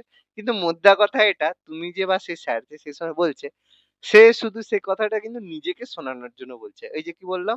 নিজ সন্তুষ্টি।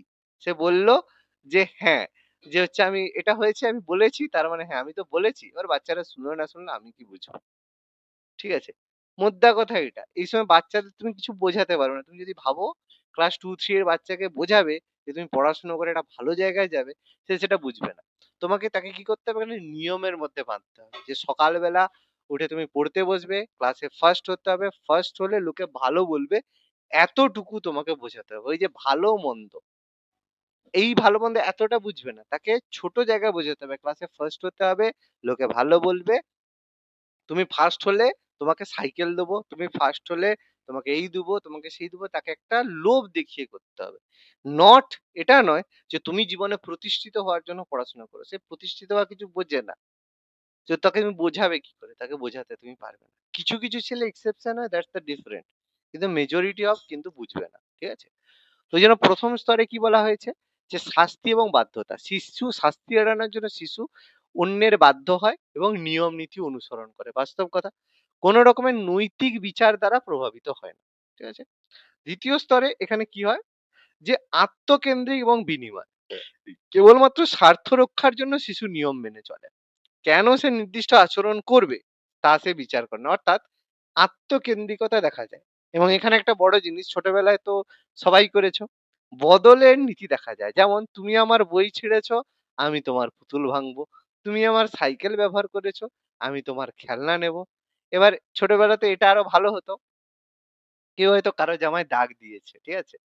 দাগ দিয়েছে সঙ্গে, সঙ্গে কি হলো স্কেল দিয়ে মেপে তার জামাতে ততটা দাগ করা হলো। করেছো এটা? ছোটবেলায় করেছো না করোনি? এটা এটা ছোটবেলায় হতো। হ্যাঁ স্যার, করেছি, খুব করেছি। খুব মজা লাগতো। ঠিক আছে? খুব করেছি স্যার। এটা খুব হতো। পুরো হাত দিয়ে মাপাবে। এই যে তোর জন্য পেনে আমার এতটা দাগ হয়েছে, আমিও এতটাই টানবো। এবার যখন কি হবে? সে যখন দাগ টান থেকে একটু বেশি হয়ে গেছে। তুই বেশি দিলি কেন? আমি দিবো। সে আরেকটু বড় টানলো। তুই আরো বেশি দিলি কেন? সে আবার পুরো জামাটাই দেখবে পুরো পেন দিয়ে ভর্তি। ঠিক আছে? খাতা আছে, পেন আছে, এসব আছে। এবার তারপরে তোমার ওই ব্যাগ। হয়তো জুতো জুতো পেয়ে উঠেছে। সে আবার ব্যাগ দিয়ে তোমার হচ্ছে জায়গাটা ধুলো মানে পায়ের ধুলো দিয়ে তোমার মুছে দিয়েছে ব্যাস। এবার তার ব্যাগ নিয়ে পুরো একদম ক্লাসের মেঝেতে। হবে। কোনো চাপ নেই। হয়েছে তো? করেছেন না করেননি? না স্যার, এটা এইভাবে হয়নি। এটা সেই ওই টিফিনের সময় যখন টিফিন খাওয়া হতো, বেঞ্চটা তো একটু নোংরা-টোংরা হতো। সে যখন চলে যেত তার ব্যাগ দিয়ে বেঞ্চ পরিষ্কার হতো। এইটা হয়েছে খুব। তো যাই হোক এগুলো ছোটবেলায় হয়েছে বদলের নীতি। তো আমরাও তো ছোটবেলায় সবাই বদমাশি করেছি। ঠিক আছে? আর এখনকার রুম-টুম তো একদম ঝেঁকাঝেক যারা ইংলিশ মিডিয়ামে পড়ে তাদের রুম তো একদম ঝেঁকাঝেক পরিষ্কার। এত করে আর লাভ না চাপ স্যার, নেই। এখনো হয় স্যার। এখনো হয় স্যার। হ্যাঁ। যাই হোক। তো আমার এই স্কুলে স্তরে এখনো হয় স্যার। এখনো এই স্তরে শিশুর নৈতিক আচরণ তার নিজস্ব চাহিদা দ্বারা নিয়ন্ত্রিত হয়। চাহিদা তৃপ্তির জন্য সে যে আচরণ করার প্রয়োজন শিশু তাই করবে। এর ফলে নীতিবোধের সংঘাত দেখা যায়। এই সময় বাচ্চার কাছে নীতিবোধ মানে চাওয়াটাও বেকার। ঠিক আছে? ২য় স্তরে কি হয়? প্রথাগত স্তর, কনভেনশনাল স্টেজ। এই সময় বালক কি হয়? ব্যক্তি এবং সমাজের নিকট থেকে সমর্থন প্রত্যাশা করে। দেখবে এই যে বয়সে, মানে বয়স কত? ১০ বছরের বেশি। ১০ বছর মানে কোন ক্লাসে উঠে গেছে? ক্লাস 10 মানে ক্লাস 5 এ উঠে গেছে, তাই তো? 5 এ উঠে গেছে তো নাকি? ক্লাস 5 এ উঠে গেছে বাচ্চা। ক্লাস 4 4 মানে 4 থেকে 5 এ উঠে গেছে। মানে 10 ধরো 11 বছর। 10 এর পর থেকে মানে 11 বছর সে ক্লাস 5 এ উঠে গেছে। মানে বাচ্চা হাই স্কুলে গেছে। এবার তো বাচ্চা এখন আর প্রাইমারি নেই। এখন বাচ্চা বড় হয়ে গেছে। তাহলে এই সময় বাচ্চা কি এবার ডিমান্ড করবে? সমর্থন। যে কে সবাই যেন তাকে ভালো বলে। যে সে আমাকে ভালো ছেলে বলেছে, ভালো বুদ্ধিমান ছেলে, গুড বয়, ঠিক আছে? হ্যান-ত্যান। সবসময় চাইবে সবাই যেন তাকে ভালো বলে। সবাই যেন তাকে প্রশংসা করে। সবাই যেন তাকে হচ্ছে মনে করে যে এই ক্লাসের সবথেকে ভালো ছেলে। এই কথাটা যদি তুমি বাচ্চাকে বলে দাও, বাচ্চা তোমার জন্য সব লুটিয়ে দিবে। ঠিক আছে? সব বলে স্যার আপনার জন্য স্যার সবকিছু। বাচ্চার প্রশংসা করে যাও। ঠিক আছে? তো ভালো কথা। এই সময় বাচ্চাকে সমর্থন প্রত্যাশা করে। সমাজের তারা নিয়ম নীতি মেনে চলে তাই নয়, সমাজ নির্ধারিত আচরণকে সমর্থনও করে। ওই সময় বাচ্চাকে দেখবে, বলবে দেখো তুমি হচ্ছে বাবা মা এই যে পড়াচ্ছে, এইবার তুমি বাচ্চাকে একটু বোঝাতে শুরু করো। 6 এ পড়ে 7 এর বাচ্চাকে এবার তুমি বাচ্চাকে বোঝাও, দেখ বাবা মা এত কষ্ট করে তোকে পড়াশোনা করাচ্ছে, জীবনে প্রতিষ্ঠিত হতে হবে, তাহলেই তো জীবনে কিছু করতে পারবি। এইবার বাচ্চাকে তুমি বোঝাও, ক্লাস 6, 7, 8 এর বাচ্চাকে তুমি বোঝাও। বোঝালে তখন বাচ্চা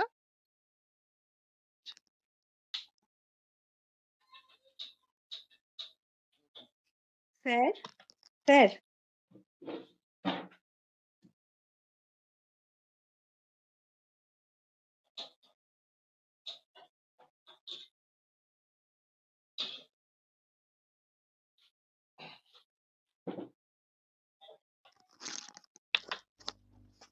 হুম, সবাই শুনতে পাচ্ছ?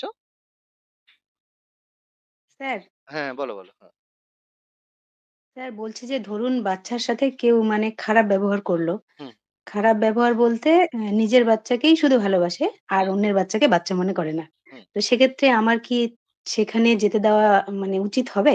কিন্তু মানে বাচ্চা সেখানে যাবে কারণ সেখানেও আরেকটি বাচ্চা আছে। হুম। তো দেখো, আ তো সেক্ষেত্রে আমি কি করব? সেক্ষেত্রে তুমিই যাও। তুমিও সঙ্গে যাও। কোনো অসুবিধা নেই। তুমি যাও না, কি আছে? তুমি যার বাড়িতে তোমার বাচ্চা যেতে চাইছে, তুমিও সঙ্গে যাও। কি অসুবিধা আছে? নজরে রাখবে। কি স্যার করে স্যার এটা কিভাবে সম্ভব? কাজ আছে না? একটা কাজ আছে তাহলে বাচ্চাকে পাঠিও না।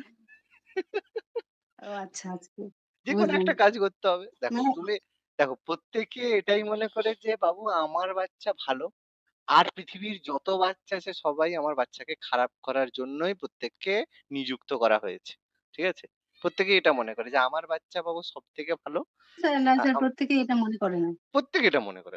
বলে লাভ নেই বাবা। ঠিক আছে? মানে মোদ্দা কথা ঘুরে ফিরে আসবে। বলবে আলাদা কথা। ঠিক আছে? কিন্তু সবাই জানে বাবু তোমার তোমার বাচ্চা ঠিক আছে।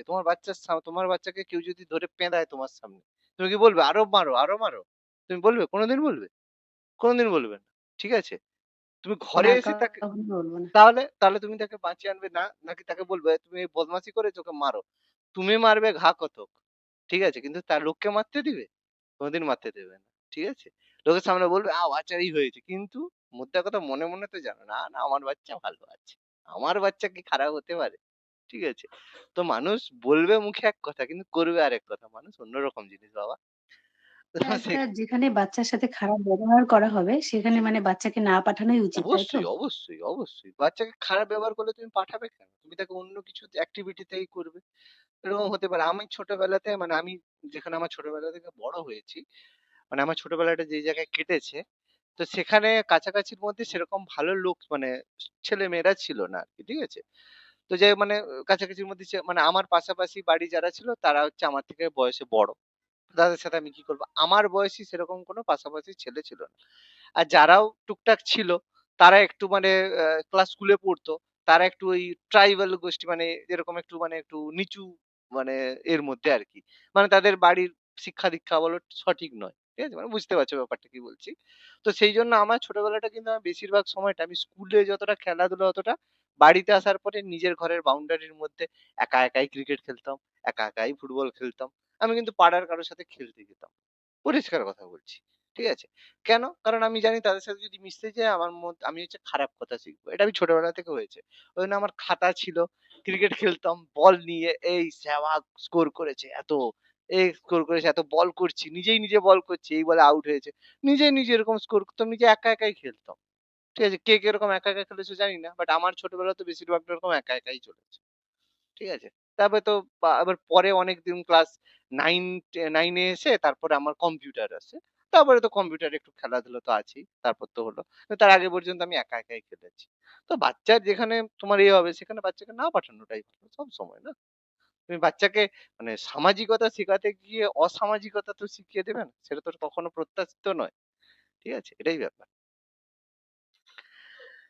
আচ্ছা, তো যাই হোক, তো সমাজ নির্ধারিত আচরণকে মানে সক্রিয় করে এমন পরিবার, খেলার দল, ধর্মীয় প্রতিষ্ঠান সব জায়গায় নিয়ম দ্বারা হয়।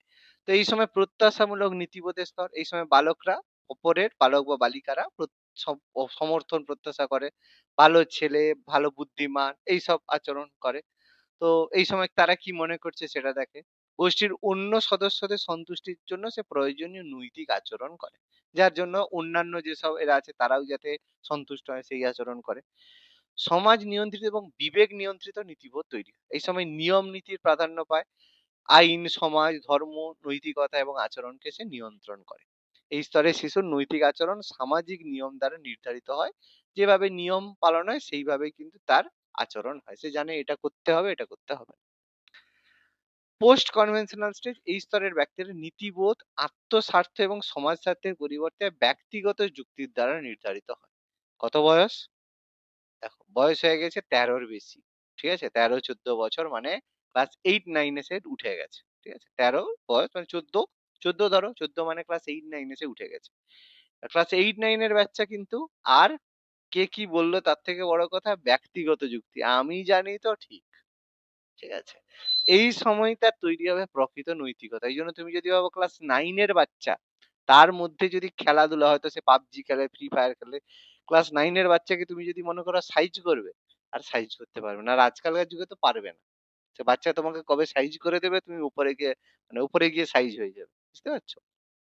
ওই জন্য যদি বাচ্চাকে, বাস্তব কথা বলছি, আজকালকার তুমি যদি মনে করো ক্লাস 8-9 এর বাচ্চা হয়তো ফোনের খুব অ্যাডিক্টেড, 9 এ পড়ে বা 10 এ পড়ে, ফোনে খুব অ্যাডিক্টেড, তুমি তার হাত থেকে ফোন ছাড়িয়ে নিয়েছো, ফোন ছাড়িয়ে নিয়ে এবার রেখে দিয়েছো। ঠিক আছে, রাত্রে ঘুমোচ্ছ, ঘুমার মধ্যে তোমাকে এখন খুন করে দেবে। ঠিক আছে, তুমি ভাবছো যে দূর হতে পারে স্যার, আপনি কি বলছেন? ভুরি, ভুরি উদাহরণ আছে। ঠিক আছে? ভুরি, ভুরি উদাহরণ আছে। কার বাচ্চা কখন কি করে দেবে। কিন্তু আমাদের সময় এরকম হতো। মাথায় রাগ হতো। ঠিক আছে? কিন্তু কোনদিন কিছু করতে পারিনি। কারণ আমাদের সময় ব্যাপারটা একটু অন্যরকম ছিল। কিন্তু এখনকার বাচ্চার মধ্যে জেদ মারাত্মক আছে। ওই ছোটবেলা থেকে যদি জেদকে প্রশ্রয় দাও, সে বাচ্চা কিন্তু মানে একটু বড় হলে কি করবে তুমি নিজেও বুঝতে পারবে না কি করবে। তুমি ভাবতেই পারবে না বাচ্চা কি হয়ে গেছে। তুমি ভাববে আমার ছেলে হয়ে তুই এরকম করছিস। এরকম তুমি ডায়লগই মারতে পারবে। কিন্তু যখন ডায়লগ মারার আগে তোমাকে রাত্রে হাপিস করে দিবে। ঠিক আছে? পরিষ্কার কথা বলছি। তুমি ভাবছো যে স্যার হচ্ছে ভয় দেখাচ্ছেন। পরিষ্কার কথা বলছি, এখনকার বাচ্চা মানে ক্রিমিনাল মাইন্ডেড চিন্তা ভাবনা হয়ে গেছে আজকাল। কারণ এই ফোন দেখছে, রিলস দেখছে, দেখছে এই ব্যাপার সেই ব্যাপার। সব রকম তার কাছে অ্যাক্সেস আছে। বাচ্চা আজকাল ঝামেলা করে দিবে কোথায়। ঠিক আছে? তো ছোটবেলা থেকে একদম কম বয়স থেকে বাচ্চা যাতে একটু নিয়মে চলে সেইসব দেখো। যদি দেখো বড় হয়ে যাওয়ার পরে সে বেনিয়ম হয়ে আছে, তাহলে বেনিয়ম হয়ে গেলে তাকে ফুটতে দাও। ঠিক আছে? তুমি নিজের মানে নিজের জিনিসপত্র মানে নিজের টাকা পয়সা এটা সেটা একটু সাইড করে রাখো। বাচ্চা বড় হয়ে গেলে ফুটতে দাও। কারণ তাকে তুমি যদি ভাবো 9-10 এ এসে বাচ্চা যদি মানে বেপথে চলে যায়, তাকে তুমি আর সোজা পথে আনতে পারবে না। চেষ্টাও করো না। ঠিক আছে? মানে নিজের জীবন যদি প্রিয় হয়। ঠিক আছে? বলবেন স্যার রাফ কথা আমি বলছি, প্রচন্ড রাফ কথা বলছি। কিন্তু প্রচুর রিয়ালিটি কথা বলছি। চেষ্টা মানে বলবে স্যার এগুলা কি করতে পারি? আমার ছেলেকে মানুষ করার দায়িত্ব তো আমার। হ্যাঁ, দায়িত্ব তোমার ছোটবেলা থেকে।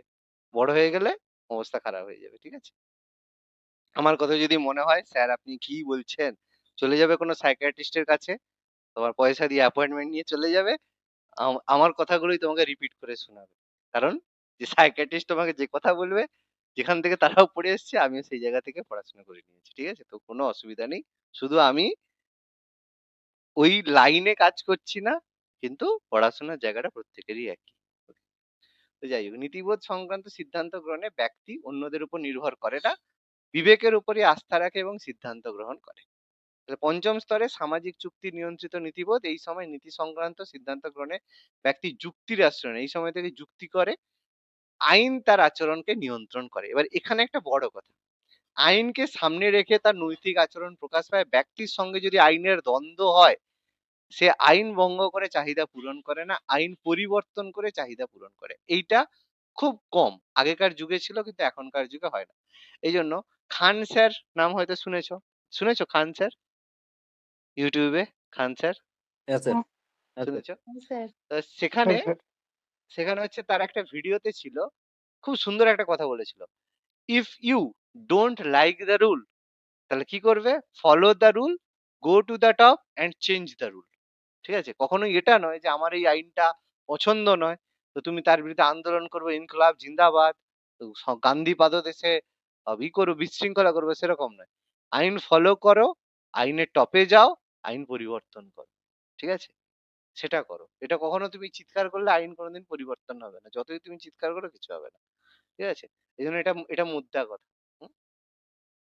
তো এই স্তরে ব্যক্তির নৈতিক আচরণ বিশেষভাবে সমাজের প্রতি তার দায়িত্ব দ্বারা নির্ধারিত হয়। ব্যক্তি তার জীবন অভিজ্ঞতা দিয়ে উপলব্ধি করে যে সমাজে তার সাথে তার একটা অলিখিত চুক্তি আছে। সমাজের প্রতি একটা রেসপন্সিবিলিটি আছে, সেই কথাটা বলা হচ্ছে।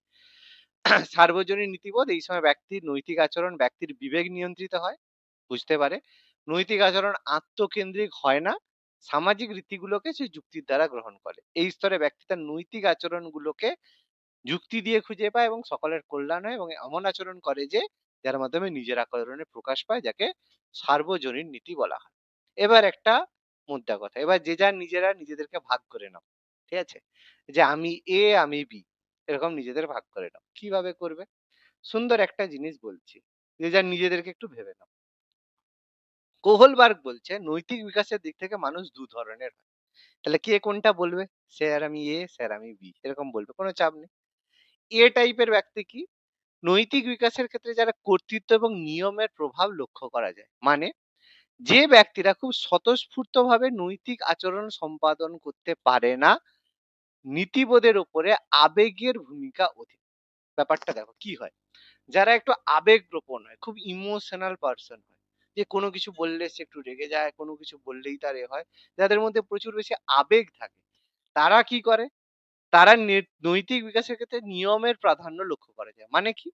তারা কোনো কিছু আচরণ স্বতঃস্ফূর্তভাবে করে না। তাদেরকে যদি বলে দেওয়া হয়, যাদের মধ্যে যারা একটু ইমোশনাল হয়, তারা দেখবে যেটা নিয়ম আছে, না, না এটা বলেছে এটা করতে হবে। সে কিন্তু নিয়ম পালন করতে তারা খুব পছন্দ করে। কিছু যদি একটা বলো নিয়মের বাইরে কোনো একটা আচরণ করতে, না, না এটা করা যাবে না, এটা নিশ্চয়ই ভুল কথা। তারা কোনো নিয়মই মানবে না।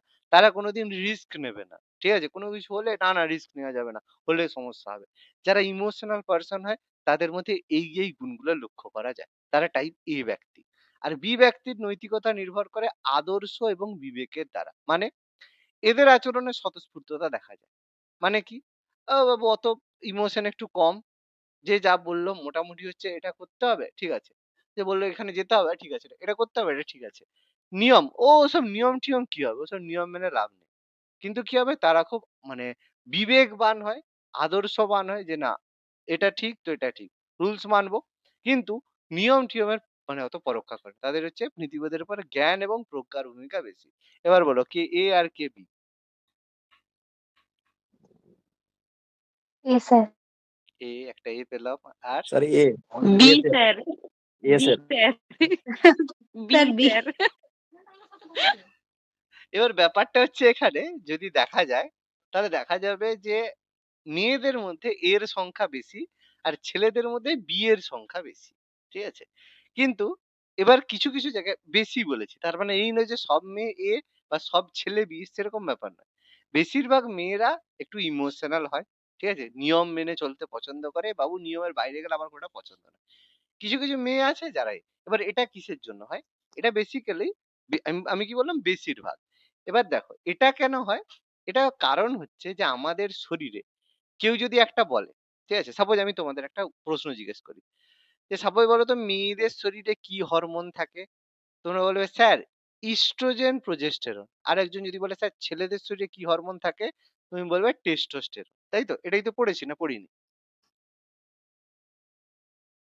এটাই তো পড়েছি নাকি? হ্যাঁ স্যার, হ্যাঁ। পড়েছি, আচ্ছা ভালো কথা।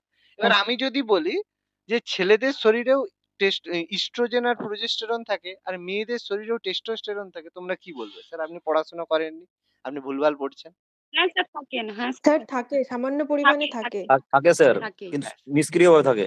না নিষ্ক্রিয় না, সবই থাকে। এবার ব্যাপারটা হচ্ছে অ্যাড্রিনালিনে থাকে, সক্রিয় অ্যাড্রিনালিনের অবস্থাতেই পার্টে থাকে, মানে কিন্তু পার্সেন্টেজটা মেডুলাতে কম। থাকে। হুম, এবার ব্যাপারটা কি, এই যে হরমোনস গুলো আছে সেগুলো বিহেভিয়ার কন্ট্রোল করে।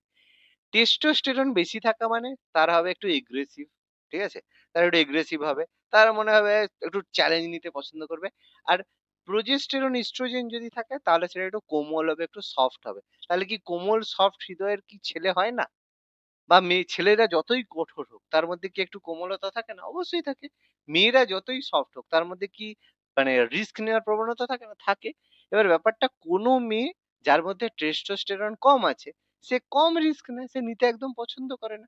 কিন্তু যেসব মেয়েদের শরীরে একটু টেস্টোস্টেরন বেশি থাকে তারা কি একটু রিস্ক নিতে পছন্দ করে।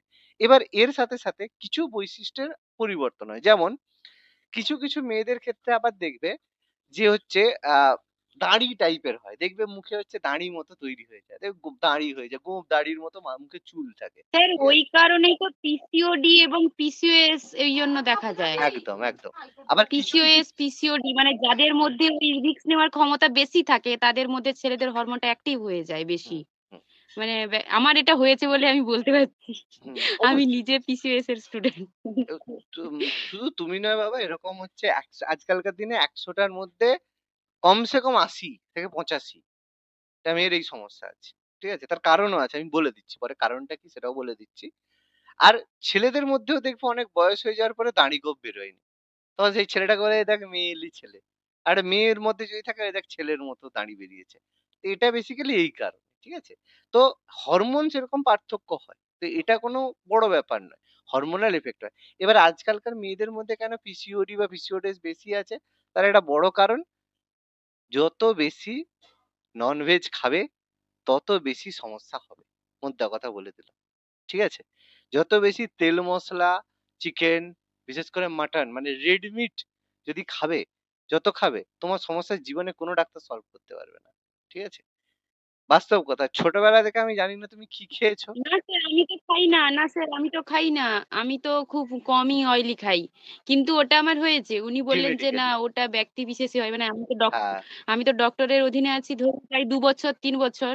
হুম, তো উনি বলছেন যে না ওটা আমার শরীরের ক্ষেত্রে ওটা ১ম থেকেই বেশি এবং আমি যখন পুরোটা ইন ডিটেইলস পড়াশোনা করলাম তখন আমি নিজেকে যখন রিলেটেড করতে পারলাম তখন বুঝতে পারছি যে এটা আমার ছোট থেকেই এই মেন্টালিটির জন্য। কারণ ব্রেন থেকে তো হরমোনটা মেইনলি হচ্ছে ক্ষরণ হয়। হুম, তো ওটার জন্যই আমার প্রবলেমটা হয়েছে।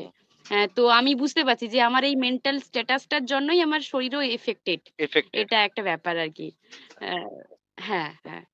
উনিও বলেছিলেন যে এই রোগের কোনো ট্রিটমেন্ট হয় না। এটা রেগুলার বেসিসে চলুক, এটা কমবে বাড়বে। কিন্তু এটা ব্যক্তির উপর ডিপেন্ড করে। আর আজকাল দিনে মেয়েদের মধ্যে কেন এটা বেড়ে গেছে? কারণ একটা সময় মেয়েরা খুব ডমিনেটেড হয়ে থাকতো। কিন্তু তারপর তারা যখন একদম বেরিয়ে যাচ্ছে পর, যার দরুন এইটা আরো বেশি করে দেখা দিচ্ছে। উনি যখন আমাকে বললেন, আমিও যখন একটু স্পিরিচুয়ালি এবং সাইকোলজিক্যালি এবং কিছু বই-টই পড়লাম, তখন আমিও এটাই পেয়েছি। তাই বলছি যে একদম এই ঠিক, কারণে এখন একটু বেড়ে গেছে এটা। একদম ঠিক। মানে আজকালকার দিনে সমস্যাটা হয়ে গেছে, মেয়েরা ছেলেদের সঙ্গে কম্পিটিশন করতে গিয়ে মেয়ে হতে ভুলে গেছে। এটাই সমস্যা। ঠিক আছে? মানে একদম স্যার এটা ঠিক খুব, খুব বলেছেন। মানে একদম, খুব এটা খুব একদম। মানে মেয়েরাই দুঃখের। ছেলেদের মতো হয়ে গেছে। হ্যাঁ। এবার মানে মেয়েরা ছেলে হতে গিয়ে মেয়ে হতে ভুলে গেছে। এটা খুব সমস্যার ব্যাপার। মানে হ্যাঁ, একটা এবং ওদে ও ও ওই ক্ষেত্রে নিজেরই শরীরের সমস্যা নিজের হচ্ছে। শরীরের যেটা আমার সমস্যা। ক্ষেত্রে হয়েছে। আমি মানে জলজান্ত উদাহরণ আরকি। মানে ছোট থেকে এটা তো মানে ছোটবেলা থেকেই তৈরি হয়েছে না? মানে বাড়িতে আমাকে ওইভাবেই মানুষ করা হয়েছে যে, "না তুমি মেয়ে নয়, তুমি এটা কখনোই ভাববে না। তুমি সবসময় ছেলে।" আ এ এরকম হয়ে গেছে আরকি। হুম, মানে আমি মেন্টালটা বুঝতে ওভাবে পেরেছি। হয়ে আমি বুঝতে পেরেছি। এখন আমি বুঝতে পারি এই জিনিসগুলো। হ্যাঁ। এটা দেখো হয় আমারও একটা ওরকম কলেজে একটা বান্ধবী ছিল। সেও যখন মানে কলেজে যখন পড়েছি তখন সে পুরো ছেলের মতো টমবয় যাকে বলে সেরকম টমবয় আরকি। সবসময় ছেলেদের সঙ্গে ঘুরে এ ভাই করে ঘুরছে। ঠিক আছে? এরকম ভাবেই চলতো। পরিষ্কার ব্যাপার। এবার তারপরে হঠাৎ করে যখন কলেজ-টলেজ শেষ হয়ে যাওয়ার পরে এখনো মানে আ প্রায় লাস্ট ৫-৬ বছর দেখছি মানে কলেজ শেষ হয়ে যাওয়ার পরে প্রায় ৫ বছর পরে তারপরে যখন তাকে দেখছি সে দেখছি আবার মেয়েলি ভাব তার মধ্যে আসছে। আমি বলছি, "ভাই তুই মেয়ে হয়ে গেছিস কবে?" সে বলে, "আরে আমি তো মেয়েই ছিলাম।" ঠিক আছে? ব্যাপারটা এরকম।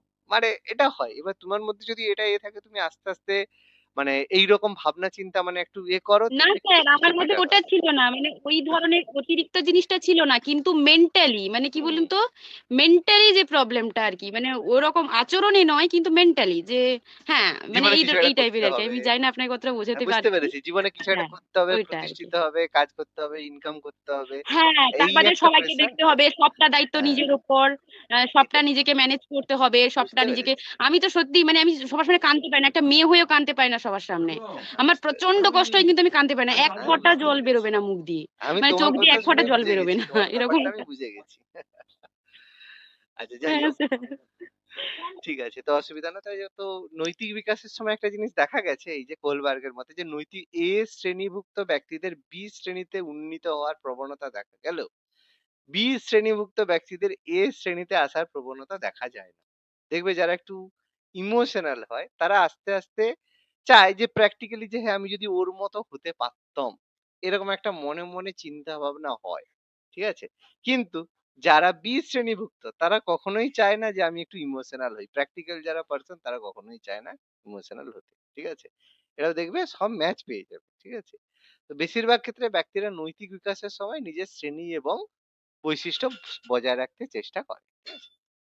আচ্ছা, তো সেটাকেই সুন্দরভাবে একটা ছবির মতো দেওয়া আছে। প্রত্যেকটা স্তরে শান্তি এবং পুরস্কারের দ্বারা নিয়ন্ত্রিত হয় ১ম স্তর, আত্মকেন্দ্রিকতার দ্বারা নিয়ন্ত্রিত হয় ২য় স্তর, অন্যদের অনুমোদন দ্বারা স্বীকৃত, আইন দ্বারা নিয়ন্ত্রিত, যুক্তির দ্বারা নিয়ন্ত্রিত, বিবেকের দ্বারা নিয়ন্ত্রিত। তো অপশন এমসিকিউ থাকলে সেভাবে আমরা করে নিতে পারবো। এবার শিক্ষাগত তাৎপর্য ছোট করে হলে আমাদের এটা কমপ্লিট হয়ে যাবে। শিক্ষার অন্যতম লক্ষ্য হলো নৈতিক বিকাশ। গোলবার্গের মধ্যে নৈতিক বিকাশের সবচেয়ে গুরুত্বপূর্ণ দিক হলো নৈতিক দ্বন্দ্ব। তাই শিক্ষক শ্রেণীকক্ষে যত অধিক সংখ্যক নৈতিক দ্বন্দ্বের প্রশ্ন তুলে ধরবেন। ওই জন্য তোমাদেরও আমি একটা নৈতিক দ্বন্দ্বের প্রশ্ন তুললাম। এরকম যত নৈতিক দ্বন্দ্বের প্রশ্ন তুলবে যে এই সিচুয়েশন হয়েছে তুমি কি করবে বলো, তোমার মধ্যে নৈতিক দ্বন্দ্ব তৈরি করতে হবে। যত তোমার মধ্যে নৈতিক দ্বন্দ্ব হবে তত তোমার বৌদ্ধিক মান সম্পর্কে অবনীত হবে। শ্রেণীকক্ষের পরিবেশ এমন হবে যেখানে শিক্ষার্থীরা নৈতিক দ্বন্দ্বের উপরে খোলাখুলি কথা বলতে পারে। এটা খুব দরকার।